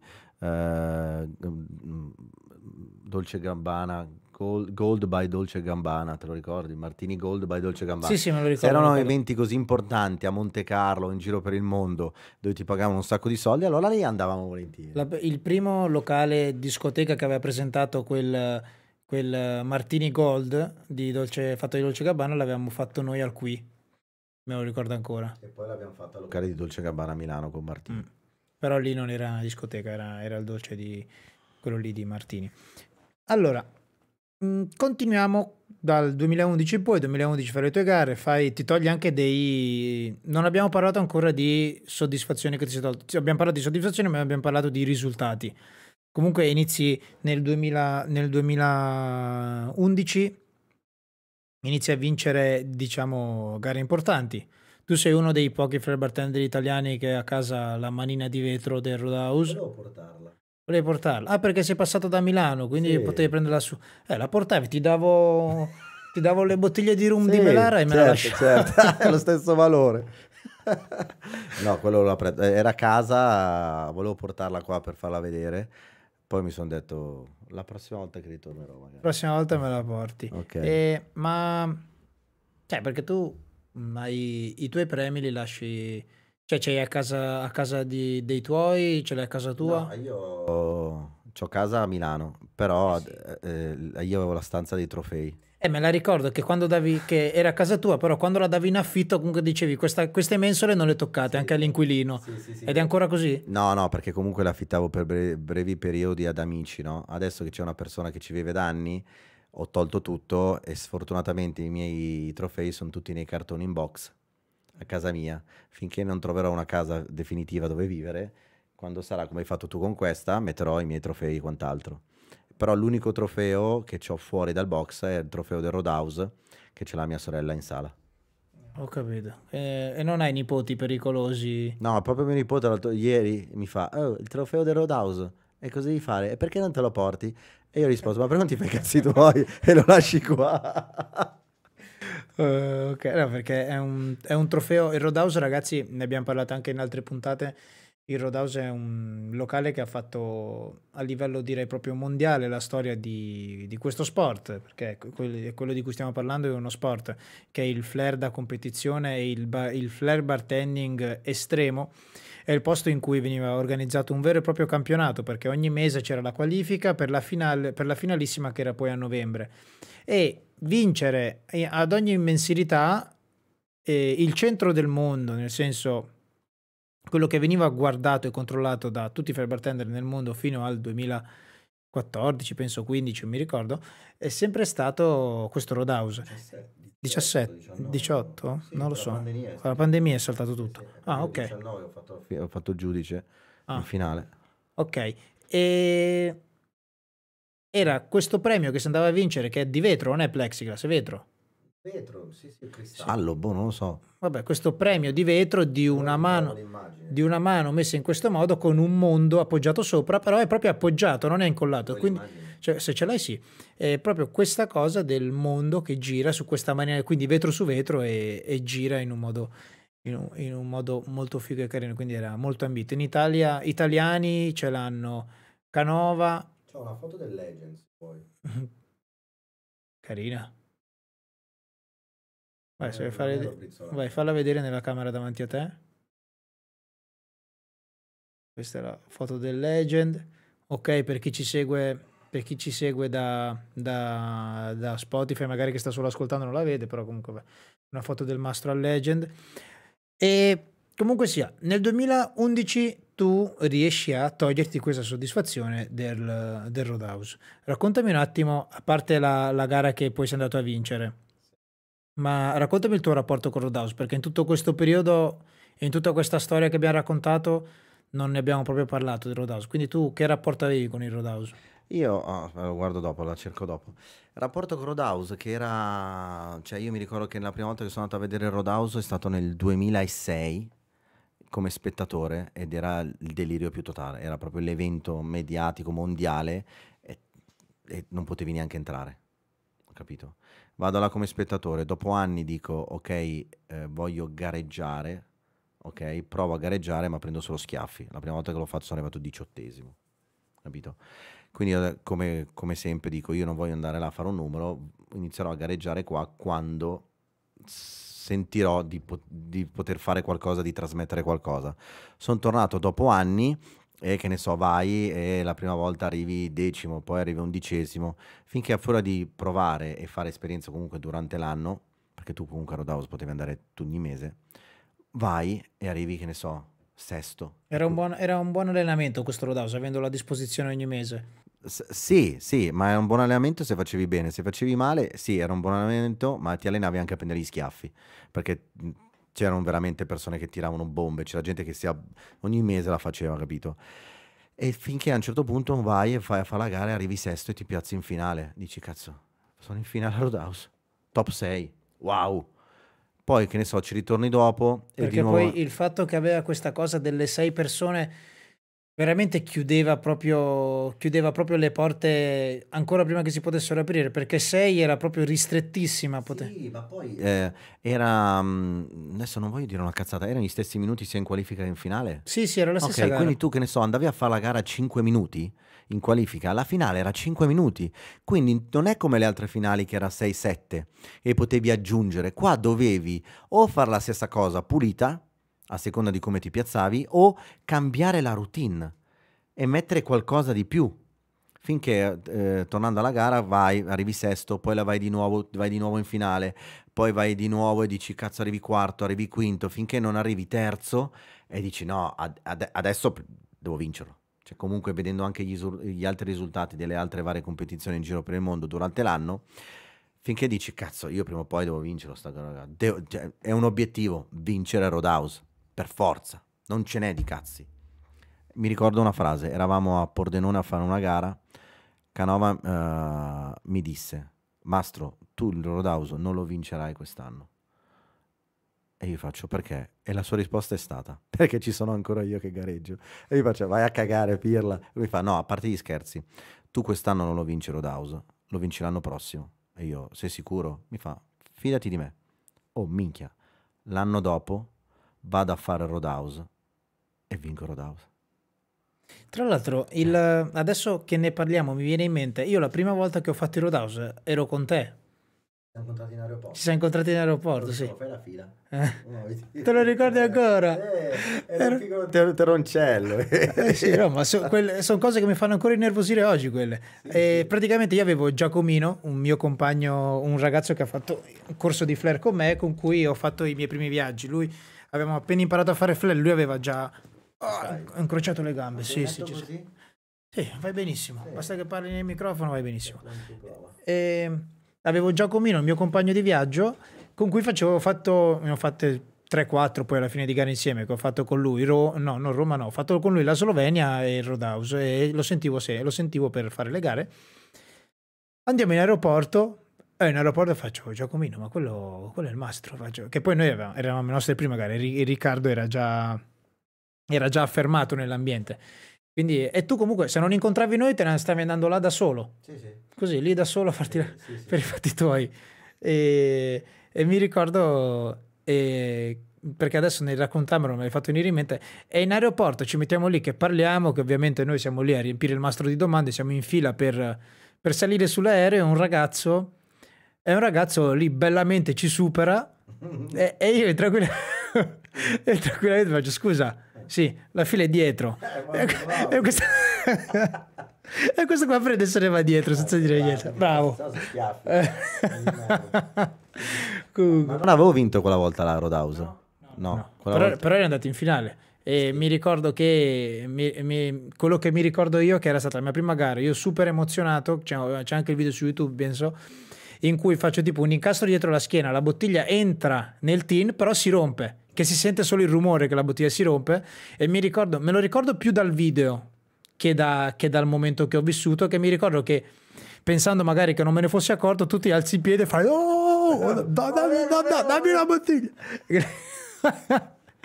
Ok, questa era stata la mia prima esperienza rodato in cui eri venuto anche tu con noi. Però no, quel mese lì non l'hai vinto qualche mese. Che mese l'hai vinto tu? Febbraio. Allora l'hai vinto il mese dopo, perché noi eravamo andati a gennaio, quindi tu l'hai vinto a febbraio. Sì, perché quel mese lì lo vinse e non mi ricordo mai come si chiama, perché io l'ho sempre chiamato Johnny Sins, il russo, quello che sembrava Johnny Sins. Ricordo. Vabbè, quel Vabbè. pelato muscoloso che era identico a Johnny Sins. Comunque, vince questo tuo Roadhouse. Raccontami un attimo. Vinco questo Roadhouse, cioè io vado ed ero troppo determinato. Cioè, tra l'altro io non dovevo neanche andarlo a fare, perché non avevo voglia di fare il biglietto. Il biglietto costava un sacco di soldi. Fatto sta che alla fine di tutto mi compro questo biglietto, spinto da amici. Dai, compro. Alla fine lo compro e meno male che l'ho comprato. Mi ricordo che lo pagai 250 euro il biglietto, capito? Perché come al solito l'ho comprato all'ultimo. Alla fine vado a fare sta gara, c'era qualche nome importante, ma più che altro spingevano tantissimo gli inglesi, no? Io essendo l'unico italiano, mi pare, tu c'eri? No, l'unico italiano, o forse insieme a qualcun altro. Non quel mese. E c'erano 2 o 3 che andavano forti in quella tappa là, no? E io mi ricordo che avevo fatto la qualifica a 3-4 drop. Alla fine mi qualificai secondo. E io ho detto, mizzica, secondo con sta routine. Cazzo, come cazzo faccio a vincere adesso? Devo per forza impegnarmi. Chi era finito primo? Sì, ma No, non me lo ricordo, cioè ti giuro. So solamente che li pompavano tantissimo. Fatto sta, cambio un pochettino la routine, salgo incarognito, gasatissimo, faccio 2 drop in finale. Quegli altri anche, però io ero andato troppo bene. E dico, cazzo, c'era Melara con me. Eh sì, c'era Melara con me. Anche lui in finale. E alla fine mi ricordo che fanno le premiazioni, dicono dicono il sesto, il quinto, il quarto, dicono il terzo, dicono il secondo, e io faccio così. Il terzo l'hanno detto, il secondo anche. Hai messo fuori il naso, quindi... Fatto così. Minchia, manco io. First praise from Italy, Riccardo Mastro Matteo. E lì guardo Melara, mi gaso e dico, stai calmo, stai calmo. Vado davanti. Mentre vado davanti, che prendo l'applauso del pubblico, la mia testolina, il mio gemello, perché io sono gemelli, quello buono diceva stai calmo, l'altro gemello fa, ma che cazzo te ne frega? Faccio, ho detto, ma sì, inizio a alzare le braccia e là la gente ha iniziato a urlare, sì, contentissimo, cazzo e ammazzi, mi danno sto trofeo e io quello che ho sempre desiderato era questo gesto. Lui, Oli, che viene verso di me e mi fa, tieni, e io, sì. Sì. Che era ancora organizzato da Oliver Plack. Oliver Plack. E mi fa, tieni, io, sì.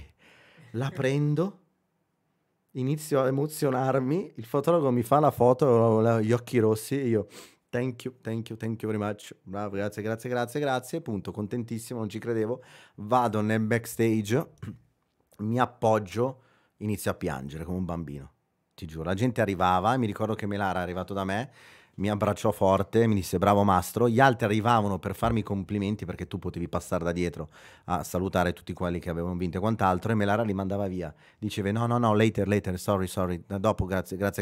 Mi proteggeva, capito? No, lasciatelo qua al Mastro, io che piangevo, e Melara che mi abbracciava, mi sto emozionando anche adesso, cazzo. Però l'aneddoto era, cazzo, quello secondo, chi cazzo manca? Minchia, manco io. Vinto. Ce l'ho, adesso ti trovo la foto, porco cane, che ho gli occhi rossi. Era stata, immagino l'emozione di quel momento. Vorrei abbandonare un attimo la tua storia personale e vorrei parlare un altro momento, forse anche più emozionante di questo Roadhouse, che è la Brindisi Flare Combat. nel 2011 o 2012, questo non me lo ricordo quando.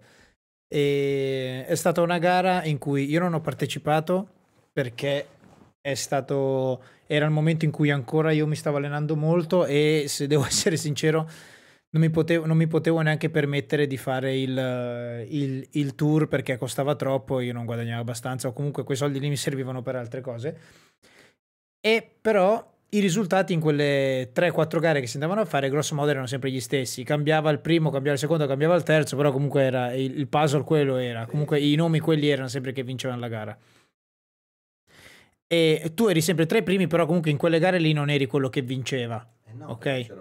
c'erano i mostri sacri ai tempi. Sì, arrivava gente dall'America, arrivava questo... C'era Danny Bakiev, capito? C'era Arri- Rodrigo che in quel periodo andava a fare le gare, porco cane.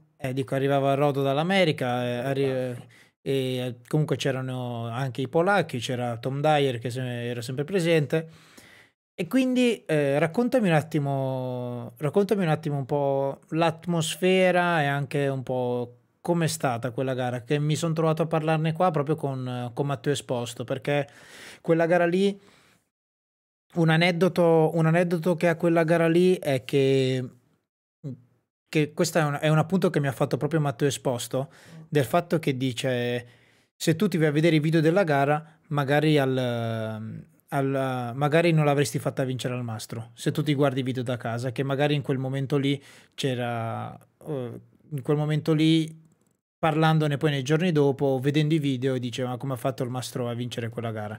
E lì Matteo Esposto mi dice proprio una cosa che anch'io ho sempre pensato, del fatto che dice: ma vederla in un video è una cosa, vederla dal vivo è un'altra. Io che sono un giudice, forse ne ho parlato anche con Melara, io ti giudico quello che vivo e quello che provo in questo momento. Anche con Bosco ne ho parlato, non mi ricordo. E quello che provo in questo momento, quello che ho provato in quel momento, quello che si prova all'interno perché lì, prima cosa, era un locale molto grande, super pieno, e quindi dipende dalle emozioni che provi.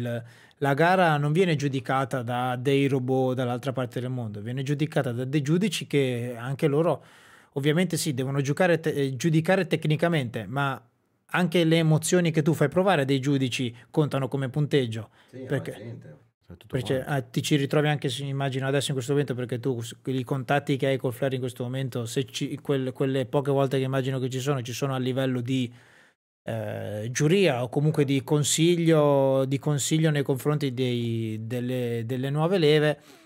E quindi questa gara, che da fuori poteva venire giudicata in questo modo, io me la ricordo benissimo, perché a me era piaciuta tantissimo. A parte di essere contento per te, anche se in quel momento lì non ci conoscevamo ancora bene, io e te non eravamo tanto in confidenza. Però vorrei che tu mi raccontassi un attimo com'è andata e soprattutto com'è stato. Allora, premetto dal fatto che, cioè, nel senso, io avevo proprio voglia di andare a fare quella gara, perché comunque era organizzata alla grande e ero in formissima in quel periodo là, perché dopo il Legend, cioè il Legend ti dà una botta di notorietà e di consapevolezza nei tuoi mezzi potentissima. In più sei galvanizzato da aver fatto bene, aver fatto una gara così importante, poi vai a vincere Roadhouse ancora di più. Più passava il tempo, più in quel periodo stavo vincendo un po' di gare, facevo delle belle finali, ero gasatissimo, quindi ogni cosa che facevo la esprimevo al meglio. Vado là a fare questa gara qua e c'erano tutti quanti. C'era Tom, c'era Rodrigo, c'era Maxim ma quello pelato muscolosissimo. E lui, Johnny Sins, Johnny Maxim, Maxim. minchia, ma che mine tirava, oh. Lui, Danny Bakiev, Mantelli, c'era Van Zan, c'erano tante, pieno. Quindi già essere in finale era una figata. Io faccio la qualifica, la faccio bene, mi diverto, non mi ricordo che cosa ero qualificato, quinto, sesto. In finale ho detto: ma vaffanculo, entro, mi diverto. Allora, ai tempi c'era ancora spill e drop, quindi tu facevi errori e ti giudicavano. Il problema è che io su quel palco là avevo tutti i miei amici intorno che mi gasavano ogni volta che facevo un movimento. Avevo fatto la musica come la volevo io, avevo acchiappato tutte le tempistiche, ero partito a bomba, io in 7 Tu minuti... comunque, ti interrompo un attimo, ricordati in che punto sei del racconto. Tu comunque, a differenza di tanti altri, ci tenevi tanto al lato di legare i tuoi movimenti con la musica che usavi, nel senso di andare in simbiosi, flair e musica dovevano essere insieme. Non è che, nel senso, facevi i tuoi due tap a tempo di musica e due bump a tempo di musica e per te quello era il tuo music No, no, no, interaction. no. Tu ci tenevi proprio a viaggiare insieme alla musica Sì, nella tua sì, vita. allora, io quando faccio flare mi faccio proprio trasportare dalla musica e a volte sì, io uso determinate musiche per fare determinati movimenti e quando c'è bottigliatin io mi faccio proprio coinvolgere totalmente e mi gaso proprio dalla musica. E infatti si vede, Fiore mi diceva sempre, quando ti gasi ti si vede dalla faccia, cambia aspetto. Io lì ero partito alla grande, avevo messo anche dei tap a tempo di musica e l'avevo acchiappati. E c'era Melara che urlava, anche Melara c'era in finale. E era andato tutto bene, ai tempi ti ripeto c'era spill e drop e io in 7 minuti ho fatto solamente 2 drop, chiudendo tutto. In più mi ero gasato, facevo flare a tempo di musica, chiudevo i movimenti e reagivo con la gente reagiva, voi intorno a me, tutti i ragazzi gasati, chiudo la routine facendo 3 tin, 2 bottiglie e lo chiudo a tempo di musica, capito? Interazione con la musica e tutto quanto, più gli altri che erano prima di me, vuoi non vuoi, hanno fatto degli errori, il mastro 7 minuti fa 2 drop, che cazzo vuoi? Scusa un attimo, cioè, capito? E in più ero galvanizzato, quindi ogni cosa che facevo la trasmettevo, capito? Come mi muovo sul palco e tutto quanto, capito? Io quando andavo a fare le gare, e quello è proprio l'emblema, cioè è stato proprio il riassunto di come io sono quando facevo flare. Io i movimenti difficili ce le ho anche, ce le avevo anche, ma a me non mi interessava andare sul palco ed essere riconosciuto come quello che tira le bombe, perché io le bombe ce l'ho come gli altri. Io volevo andare sul palco ed essere riconosciuto come quello che faceva il suo flair. Io volevo essere riconosciuto come il mastro che fa il suo flair, il mastro che ha il suo modo di fare, il mastro che fa i suoi movimenti originali, capito? Io non volevo essere riconosciuto, minchia, il mastro ha tirato una bomba. Io volevo essere riconosciuto come il mastro stiloso, il mastro originale. Che vuoi o non vuoi, prima o poi quella cosa ti premia. Poi se ci metti anche che fai 0 drop o 2 drop, vinci, capito? A me, io preferivo che la gente quando scendevo dal palco mi facesse i complimenti per oh grande, che stile, che dire minchia che move. Cioè il move me lo diceva perché era originale, non tipo che bomba. Minchia che stile. Quando mi dici queste cose io dicevo ok, io sono diverso dagli altri. Perché io quando salivo sul palco era un guarda quello che faccio. Perché io non faccio quello che fanno gli altri, io faccio il mio. Quindi se ti piace bene, se non ti piace, amen, però devi ammettere che è di diverso dagli altri. Quindi io quello trasmettevo e se riuscivo a farlo ero l'uomo più felice del mondo. Se vincevo, tanto di cappello. Se poi il move era anche più difficile, che ce le avevo, però ne avevo anche tanti altri più difficili. Infatti Melara mi diceva sei pigro. E dicevo sì, però io preferisco essere stiloso, capito? E quindi io salivo sul palco e dico guarda cosa faccio.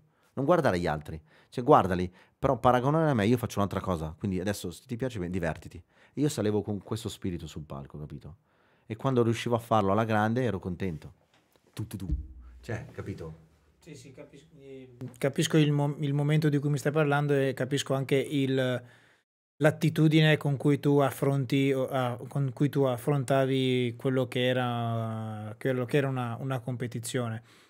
De- Adesso vorrei un attimo, la tua storia grosso modo l'abbiamo raccontata. Questa cosa dell'essere diverso, ma sicuramente viene anche dal fatto che hai iniziato in un altro periodo, confronto alla maggior parte delle persone che avevi contro, soprattutto nell'ultimo periodo in cui tu hai fatto le gare, perché andando indietro di 6-7 anni, tutti quanti facevate cose molto diverse. Sì, perché comunque lo spirito e la mentalità di quei tempi tra di noi amici era sempre quello. Ognuno aveva, Canova aveva il suo modo, come si chiama? Bosco aveva il suo modo di fare, ognuno aveva il suo stile. Però allo stesso tempo ci aiutavamo, però almeno ci distingueva quello. Tutti forti, ognuno col suo stile. E a noi ci piaceva sta roba qua, capito? Ma Gianluigi mi ha detto che lui ha avuto, e che infatti anche lui non lo sapevo e mi ha stupito molto sta cosa, ha avuto Rafa e Sebastien che inizialmente l'hanno spronato molto e l'hanno anche formato molto, nonostante nei suoi movimenti e in quello che lui ha sempre fatto non si notasse per niente la presenza di questi due personaggi nella sua crescita. Tu hai avuto qualcuno che ti ha ispirato, che ti ha spronato o che ti ha aiutato o che ti ha supportato molto? Allora, diciamo che io cerco sempre di imparare da ognuno di noi, capito? Ai tempi imparavo all'inizio da Maurino, poi man mano con altre persone con cui allenavo a stretto contatto. Mi sono allenato parecchie volte con Doimo, ma quello che ho vissuto maggiormente, a parte Melara che ci allenavamo sempre, tutti i giorni assieme, chi mi ha supportato tanto e mi ha dato una mano è stato Canova e Bosco. Bosco all'inizio, finché era lì, mi ha dato una mano a capire determinate cose e poi si è trasferito, ha iniziato a viaggiare, ma quello che alla fine è rimasto sempre con me, che mi ha dato un sacco una mano, è stato Canova. Canova, anche quando lo battevo, si incazzava e mi diceva, solo a te ti permetto di battermi e non mi dà fastidio. Quando mi battono gli altri sì, ma se mi batti tu no. Capito? Però Canova mi ha dato una grazie. Tutti quanti mi hanno dato una mano e ci davamo una mano, però principalmente queste persone qua. Ok, Marco in un modo o in un altro viene fuori sempre in ogni puntata. Infatti io ho mandato un messaggio l'altro giorno, lui immagino che viva nel suo mondo, non sapeva neanche cosa fosse questo podcast, e gli ho mandato un paio di link, mi ha detto carino, ma sono sicuro che neanche l'ha aperto il link. E- Però magari lo aprirà. Però anche Marco spero di fare una puntata con lui e di parlare anche del suo lavoro, però anche Sì, sai che devi mettere un fine school gigantesco poi. devo mettere il Quello gonfiabile. gonfiabile, devi mettere. Ah, vabbè, comunque anche Marco sarebbe uno dei personaggi che mi piacerebbe portare in puntata. Quindi sì, Marco è stato un... E invece un idolo non ce l'avevi? Uno che ti piaceva un sacco, quello che ti piaceva di più quando faceva flare? Allora io, nel senso, ovvio, ti inizi ad allenarti e inizi a vedere Tom Dyer, Dario Doimo, il fratello Giovanni, guardi tutti quanti, tutti forti, ma essendo una persona che cercava di essere più originale e più stiloso possibile, io mi ispiravo, cioè guardavo tanto Sebastian Ogic. Sebastian Ogic per me era figa, proprio l'emblema dello stile era lui, cioè lui arrivava, non fa niente se faceva 100-200 troppo oppure azzeccava la gara, ma quando la azzeccava faceva il culo a tutti, però aveva il suo modo di fare e io mi ci vedevo tanto e mi ricordo un aneddoto nel 2006-2007 Sky Vodka Competition, una mia delle prime garette, faccio la gara, lui andò in finale, arrivò secondo terzo, ma quando vado a fare la qualifica faccio una bella qualifica, ok? E arrivo nei primi 8. Scendo dal palco, si avvicinò anche Roberto Cucurullo, capito? Era stilosissimo, capito? Io con lui sono sempre andato d'accordissimo. E mi ricordo che si avvicinò Cucurullo, che lui abita in Francia, mi pare, non mi ricordo dove, Sì, e sì, sì. dice Sebastian Ogic ti deve dire una cosa. Io fino ad allora Sebastian Ogic l'avevo visto solamente nei DVD. Quindi l'avevo visto a una gara allo Station Flare Contest, che dissi minchia Sebastian Ogic, quindi ragazzino, e quella volta là lui si avvicinò e mi disse tu sei forte, sei originale, sei stiloso, non adesso ma tra un po' di anni farai strada e mi spaccherai il culo anche a me, vedrai. Alla fine, dopo anni, sono riuscito a batterlo più di una volta nelle gare. Però vedere, non dico il tuo idolo, ma la persona che cui tu stimi molto e rispetti, che ti dice una cosa del genere, io ero così. Minchia, ma me l'ha detto a me veramente? E gli altri dicevano, minchia, Mastro, ma te l'ha detto lui veramente? Poi lui era molto schivo, a cazzi suoi. Vedere lui che veniva da me a farmi complimenti, io, ciao. E Cucurullo, oh, minchia, hai avuto il rispetto di Sebastian, cazzo, ti ha fatto i complimenti. E io così, capito? Quindi vai a casa e ti gasi, capito? Io ho avuto la fortuna di avere la possibilità di allenarmi con tante persone, tipo Tom Dyer è stato un mese a casa mia e ci siamo allenati assieme. Io sono andato una settimana insieme a casa di Bosco che mi ha ospitato e mi sono allenato una settimana in Bar Academy insieme a Sebastian, a Sylvain Glatini e a Raffaele Arse, capito? Io ho avuto queste piccole fortune che andavo d'accordo con tutti. Poi magari se sei un po' originale la gente ti guarda in un altro modo, capito? Dice, vieni. Però io sono andato a Las Vegas un mese, ho avuto la fortuna di allenarmi Hanno con dei fatto, campioni. hanno fatto parte della tua formazione Sì, sì, sì, professionale sì, nel sì, momento, nel sì, mondo delle sì, gare. sì, ho voglia. E io questo discorso che ti ha fatto Sebastiani, sai io a chi l'ho fatto? A Michael Moreni. Ah, grandissimo, proprio oggi mi ha scritto. Giuro, io il discorso che Sebastian ti ha fatto a te del del fatto che ho detto non ti preoccupare, non domani, ma tra qualche anno ci metti dietro tutti, l'ho fatto a Michael Morini e me lo ricordo, forse l'ho già anche già raccontato. Mi ricordo che perché non è stato di persona, è stato su Facebook questo discorso e lui ha preso questa parte di conversazione e l'aveva messo come copertina del suo profilo, la, la Sì, parte di sì, sì, sì, sì. conversazione No, dove no, glielo dice.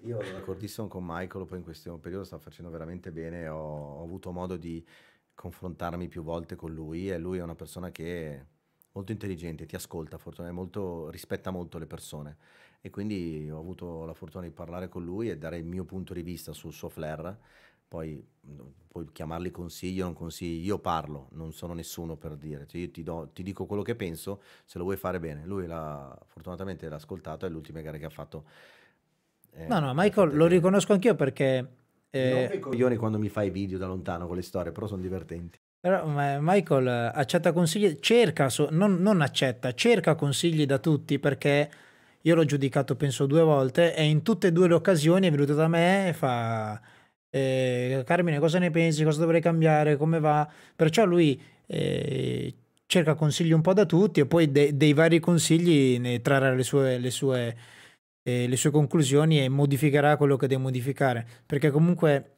eh, ce ne sono, adesso ce ne sono almeno se Stefanov vuole ricominciare a fare le gare seriamente, sono in 4, diciamo quelli che diciamo si giocano il primo posto a livello mondiale Sì, sì, sì, sì. e Michael a livello proprio di completezza è uno scalino minuscolo sotto, Ci vuole diciamo. ancora un po' di tempo per Sì, arrivare a quel però livello là. diciamo che è una linea molto molto sottile a cui è arrivato adesso. In alcune cose è anche sopra di livello, però ci mancano ancora alcune piccole cose per potersela giocare con altri personaggi. Però quello che ho notato di lui è che, È un bravo guy. che accetta, che cerca consigli da tutti e li mette, e soprattutto li ascolta. Una cosa che mi è capitato con un ragazzo che penso sia sudamericano, che però vive in Svizzera, l'ho giudicato in una gara e per me lui se ci fosse stato un premio show gliel'avrei dato a lui, che lui non era entrato neanche in finale se non mi ricordo in quella gara lì, è tornato a fare la gara, che tra l'altro lui ha fatto anche i mondiali liberi rappresentando la Svizzera, è tornato a fare una gara, l'ho rivisto tipo un anno dopo, completamente diverso, che aveva fatto esattamente quello che avevo detto io e io ero super felice e lui mi fa, ho ascoltato i consigli che mi hai dato e lui proprio aveva veramente fatto esattamente quello che avevo detto io e infatti dopo Vabbè, è d'altronde è andato... uno che ti viene a chiedere consigli. Se ti chiedono un consiglio e poi non lo metti in pratica, che cazzo me li chiedi a fare?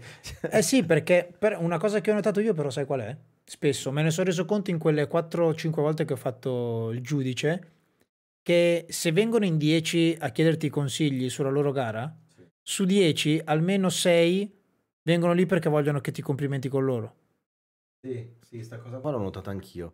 Tante persone a fine gara, io parlo con tutti, a fine gara parlo con tutti quanti e cerco di dare, non dico i miei consigli, il mio punto di vista sul loro flair. Poi ti ripeto, se vuoi ascoltarmi, ascoltami, se no, no, cioè, posso sbagliare anch'io. E tante persone vengono solo perché lo fanno gli altri, allora lo faccio anch'io. E poche persone ti ascoltano, capito? Quindi vengono, ti chiedono i consigli, sì, ok, ma di quello che ti ho detto tu hai capito? Sì. E allora perché la volta dopo, quando ho fatto rifai la gara, continui a fare quello che hai fatto prima? Allora vuol dire che non mi hai ascoltato. Allora perché mi vieni da me a chiedere consigli? Perché Cioè, viene aspettandosi la gratificazione, cosa basta. vuoi che ti dica bravo? Io non ti dico bravo, io ti dico bravo se hai fatto qualcosa di carino e ti dico che magari io avrei evitato o comunque hai sbagliato perché magari non sei ancora un principiante, sei ancora inesperto o comunque sei alle prime armi e quindi hai sbagliato perché è normale sbagliare all'inizio, capito? Capito? E quando la gente mi viene a dire, Mastro, ma tu come vedi il mio flare o cosa ne pensi? E io dico, quanto tempo è che fai flare? È un anno e già fai gare. Sì, questa è la tua seconda gara. E io cosa vuoi che ti dica? Cioè che sei stato bravo. Non, Cioè che non poi posso dirtelo perché sarei un bugiardo. E a me di passare per il bugiardo, no. Io ti dico la realtà dei fatti. La realtà dei fatti è che sei ancora acerbo come flare bartender, che devi imparare ancora centinaia e centinaia di movimenti, devi ancora capire qual è il tuo modo di far flare. Fino a quando non capirai queste cose, io non ti potrò dire nulla. capito? Perché sai fare flare, ma non sei ancora pronto per fare flare da gara, capito? Sei pronto per fare un'esibizione, ma fare gare, fare un'esibizione sono due cose totalmente diverse. Quindi cosa vuoi che ti dica? Se non sai fare neanche un doppio grab o le 3 bottiglie le fai ancora normali, capito? Cioè, o fai uno stall a malapena sul gomito, cioè, che movimento ti devo esaminare? Cosa devo controllare? Non hai ancora capito cosa vuol dire crearsi una routine, non hai ancora capito cosa vuol dire essere originale, non hai ancora capito come si crea una routine e mi viene a dire cosa devo fare. Devi avere esperienza, devi crescere. Fai una cosa, ci vediamo tra 3 anni. Tra 3 anni allora potrò dirti qualcosa, sempre se ti sei impegnato. Ma adesso che hai fatto 2 gare, cioè se vuoi parlare con me, parliamone. Vuoi che ti dica bravo? Bravo, sei salito sul palco, ma non ti posso dire bravo, hai fatto un bel flare. Sì, hai fatto qualcosina che ho già visto. Magari sono sbagliate anche le domande che uno fa. Magari invece di chiederti un giudizio sul flare, ti potrebbe chiedere cosa posso fare per diventare bravo, come dovrei Sì, ma allenarmi. ovvio che la risposta è sempre, io dico sempre, ti devi allenare, allenare, allenare, allenare, perché devi ancora imparare i movimenti base e mi raccomando, se vuoi fare la differenza, punta tantissimo sull'originalità. Ma sta cosa la dico anche a quelli che sono attualmente forti. Però se sei ancora alle prime armi che non sai fare nulla, vieni da me e mi dici, Mastro, piuttosto, come mi hai visto sul palco? Secondo te ero tanto impacciato, si vedeva che ero agitato, ho fatto quei pochi movimenti che li so fare, li fatti male? Allora io ti dico, sì, beh, è normale, ma se mi vieni a dire, allora cosa pensi, cioè cosa hai fatto? Secondo te cosa devo fare? Minchia, devi crescere, cioè devi ancora nascere, cosa vuoi che ti dica? Capito? E quindi magari prima di venirmi a fare delle domande, cioè, sta tranquillo, cioè, oppure almeno vieni, facciamo 2 chiacchiere, ma non mi dire che, ma ho chiuso quei 3 in bottiglia. Sì, ho capito, bravo, l'hai chiuso. Di chi è quel 3 in bottiglia?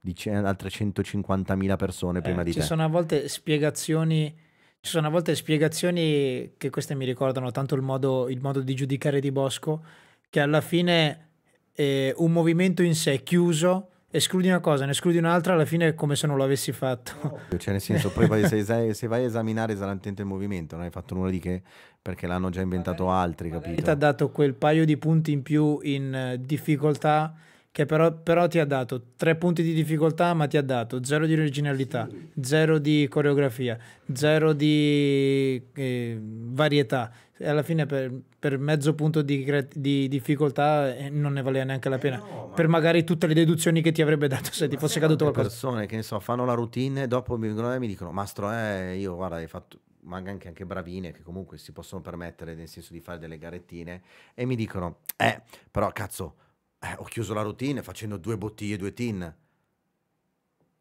Bravo, che cosa vuoi che ti dica? Vuoi la mia? Sì, non era tuo, non è tuo quel movimento.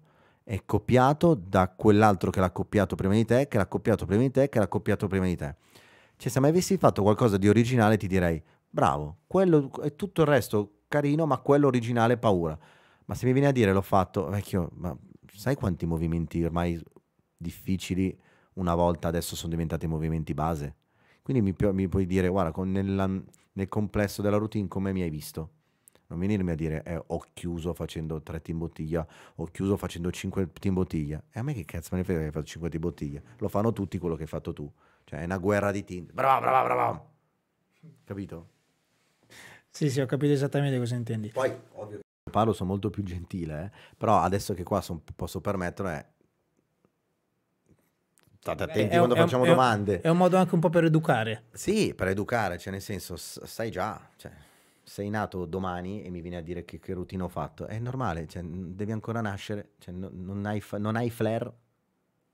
Io se posso darti la mia sinceramente, vedendo come sta andando oggi e pensando anche a quello di cui abbiamo parlato prima mentre stavamo cenando, a meno che in eventi molto particolari, penso che non ci sia praticamente più spazio per le competizioni oggi.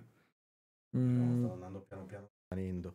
ma proprio perché la competizione in sé, almeno che non venga organizzata all'interno di un evento, diventa quasi controproducente, ma comunque il, si sta digitalizzando tutto. I social ci portano verso una certa direzione. Ma parlando dal lato, ok, tu sei un flare bartender, la comunità di flare bartender si aggrega, ci vediamo, facciamo flare tra di noi, ok, è una cosa che ci sta ed è bellissima. Però a livello, non mi viene da dire di business, però mi viene da dire a livello di un'azienda, ok? Non vedo nessun modo in cui un'azienda possa essere interessata a voler far parte di un evento legato ai flare bartender che sono lì tutti insieme, capito? No. Perché, cioè, è, è molto più, frutta molto di più a un'azienda legarsi, non lo so, a un podcast come questo o a un flare bartender eh, che ha la sua immagine sui social o comunque e che affidarsi a un vero professionista, ok? Perché poi eh, tanti ragazzi, tanti ragazzi poi comunque raggiungono la vera maturità professionale spesso quando si allontanano un po' dal flare. Quando Sì, sì. iniziano a vederla, guardandolo da fuori, tu capisci molte cose che non conoscevi prima. Ma sì, Immagino che anche tu vorresti avere la testa che hai adesso e la grinta che avevi 15 anni fa nel fare flare, giusto? sì, sì, anche perché adesso, come hai detto tu prima, col mondo che è tutto digitalizzato, tutto su internet, uno basta che ha una buona persona che gli segue, un'azienda, una buona persona che gli segue i social e tramite i social ci guadagni in pubblicità, perché adesso c'è internet, ai nostri tempi non c'era internet, quindi l'unico mezzo era pubblicizzarlo attraverso una gara, il passaparola e quei pochi video e quelle locandine che c'erano in giro ai tempi. Adesso fai un post su Instagram da un'azienda importante, quante centinaia di migliaia di persone lo guardano. Ai tempi lo guardavano un po' di persone, ma era l'unico modo per pubblicizzarsi. Adesso fai un post, sei tranquillo, stai a casa, te lo fai da una ragazza che gli dà lo stipendio, però ti segue tutto quanto il marketing, ti segue tutto quanto, e sono due cose totalmente diverse. Per quello che le gare sono svanite, sono sperse e non hanno più gli sponsor di una volta. Per questo, cioè l'azienda ci ha guadagnato perché c'ha più visualizzazioni, spendendo meno soldi e meno sbattimento nel preparare una gara. Quindi adesso la gara è organizzata da poche persone che ci credono, i cash price si sono abbassati tantissimo e quindi sta andando piano piano Eh svanendo. sì, io ho un consiglio che mi sento di dare, che ho già dato e ho espresso in varie volte, in varie occasioni, anche qua durante le altre puntate, è sempre quello di cercare di organizzarla dentro qualcos'altro, dentro un centro commerciale, dentro una serata in un locale, però portarla da una parte dove c'è già gente, in modo da poterlo far diventare un evento che piace, Sì, perché può essere virale, nel senso che possono vederlo molte più persone, se come dici tu, se lo fai all'interno di un contesto dove c'è già tanta gente, capito? Che ci passa. sì, Perché comunque magari lo sponsorizza, che ne so, un centro commerciale, un centro commerciale non fa nulla, ti mette il palco in mezzo, spende qualche soldino, ma comunque la gente ci passa. Quindi, che ne so, se anche facciamo un esempio di una multinazionale, capito? Come le grandi industrie che hanno Bacardi, Campari e quant'altro, loro organizzare una gara con tutti i soldi che hanno non gli costa nulla principalmente, ma perché devo spendere dei soldi se a me basta fare un post? Però se lo creano come un evento che c'erano anni fa, ok, mi viene in mente, sai cosa? uno La gara dice, che avevi fatto anche tu a Monte Carlo? Non so se era Monte Carlo o Francia da qualche parte. ah sì, ho fatto i 3 mondiali a Monte Carlo, Che, Bacardi Fair Championship. che quella gara lì era solo su invito e non eravate in tanti a farla. Eravamo in 10, sempre 10 migliori al mondo e soltanto un anno siamo andati in 12. Era all'interno di una fiera, di un contesto musicale e poi quindi la gente passava e ci vedeva. Ma là era il mondo della discoteca, giravano un sacco di soldi, in più Bacardi, che aveva soldi, li metteva dentro e poi c'era tutto il contesto. Quella era figa come gara. Questo è quello Palco esagerato, i migliori questo è 10 quello che dico bartender. io. Veniva organizzata, ristretta a 10 persone, perciò sapevi che quei 10 lì che chiamavi era un bello spettacolo. Sì, ma quella volta là l'avevano fatto Bacardi come show. Cioè io, Bacardi, sono all'interno di una fiera e per essere importante all'interno di questa fiera ci faccio una gara di flair. Quindi ha avuto un investimento importante, ma ha avuto il suo tornaconto perché comunque era all'interno di una fiera. Quindi, che ne so, c'era Red Bull e faceva la sua cosa, le sue esibizioni con i campioni. Monster aveva il suo paddock, aveva il suo show con i suoi campioni.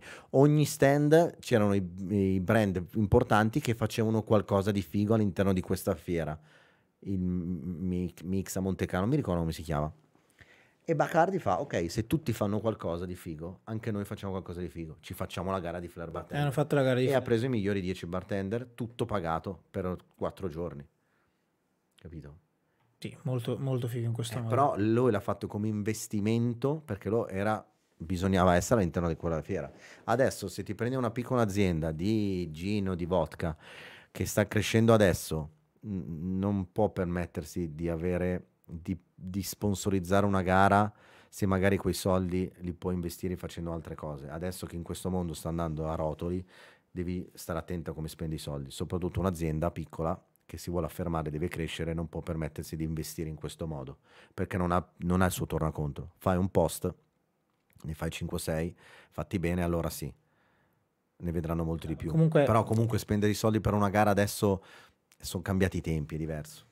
Non è, cioè, tipo, non è proprio, a mio avviso, un discorso di post in sé fatto bene, è un discorso di crearsi un'identità sul mondo dei social.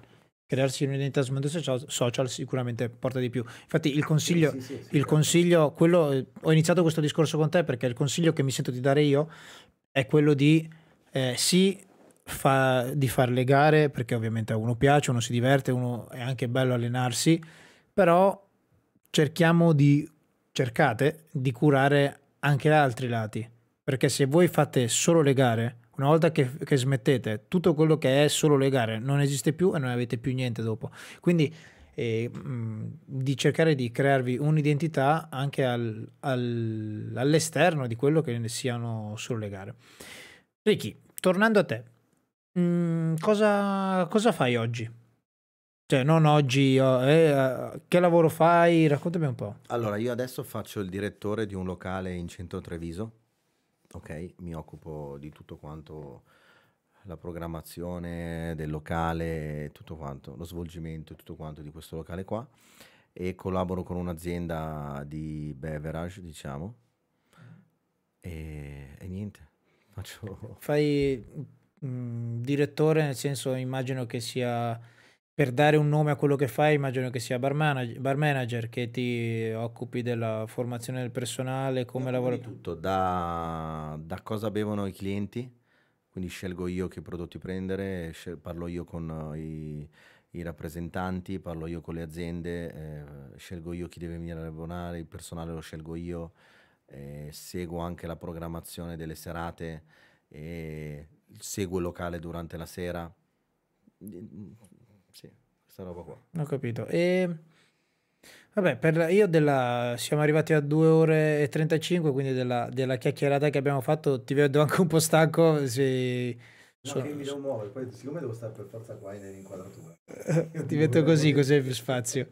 E sono contento di quello che ci siamo detti. Intanto, ragazzi, per chi c'è in questo momento e per chi ascolterà, vi ricordo per favore una cosa molto importante, sia sulle varie piattaforme, che sia YouTube, Spotify, Apple Podcast, Amazon Music, quello che è. Ricordatevi di seguire il canale e attivare la campanellina, perché aiuta moltissimo questo. Detto questo, Ricky, ti voglio fare una domanda che faccio grosso modo in tutte le puntate. Me la sono dimenticata di fare solo a Enrico Fiore, perché abbiamo parlato di 1000 cose, mi sono dimenticato di fargli questa domanda. Se potessi tornare indietro, se potessi tornare a Monza, se potessi tornare in quel momento in cui a Monza hai conosciuto il mondo dei cocktail, il mondo del bar, a guardarti adesso, che conclusioni trai da quello che sei oggi e il tuo viaggio arrivando fino ad oggi? Oddio. Sì o no? Ah, mica è una domanda alla Marzullo. Fatti una domanda e datti una risposta. Cioè, nel senso, come la penso adesso rispetto a come ero prima? No, se tu potessi tornare indietro, nel senso, pensando al te stesso di allora, sei contento del viaggio che hai intrapreso, sei contento di quello che hai fatto, sei contento dei risultati che hai avuto, ti senti realizzato, se dici no, hai dei rimpianti, tutte queste cose No, qua. no, io sono contento del percorso che ho fatto, anzi non mi aspettavo di raggiungere determinati obiettivi e traguardi, ma a me piacciono le sfide e se l'ho fatto ai tempi ce l'ho fatta perché ci credevo. Mi ha formato, sono quello che sono, tutto quello che ho passato nella mia vita e tutto il percorso che ho fatto. Lo rifarei, sono stracontento e se penso a me quando ho iniziato, mi dico bravo, bravo. Sì, sì, perché mi ricordo a inizi a me non piaceva andare a scuola, in più avevo sbagliato indirizzo, facevo perito elettronico quando dovevo fare l'artistico e quando ho finito la scuola dovevo scegliere lavorare o continuare gli studi o che cosa. Io ho scelto di lavorare perché mi piaceva fare il bartender e mi ricordo che feci una promessa a una persona, mia madre, e dissi: Mamma, io mollo tutto perché voglio fare la carriera di flair bartender e ti prometto che diventerò uno dei migliori flair bartender al mondo. E mi sa che ce l'ho fatta. Direi che sicuramente l'hai resa felice e orgogliosa. E ok, Ricky. Allora io ti ringrazio e ringrazio i ragazzi che sono stati con noi fino ad adesso. Abbiamo Grazie a avuto una tutti. bella affluenza. È l'ultima puntata dell'anno, la puntata numero 10. Quindi grazie Ricky, chiudiamo l'anno in questo modo. Penso che torneremo con la puntata numero 11 dopo il 7 gennaio. Oh, Mauro Marchetti si è fatto tutta la puntata. È Sarebbe- per te, in omaggio.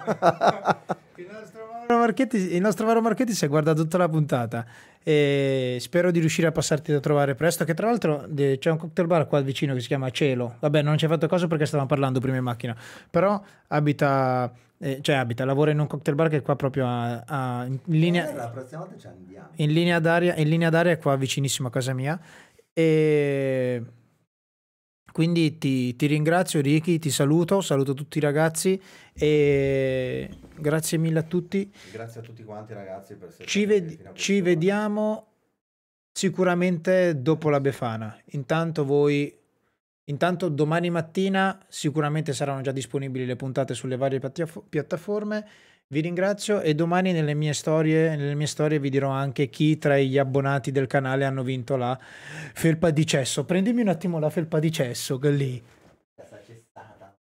Ah. Anche Appendino. L'appendino è Amazon, però c'è anche la nostra felpa di cesso che domani qualcuno vincerà. Grazie a tutti ragazzi, ciao Grazie, Ricky, raga. buonanotte, Notte. ciao ciao. Sì.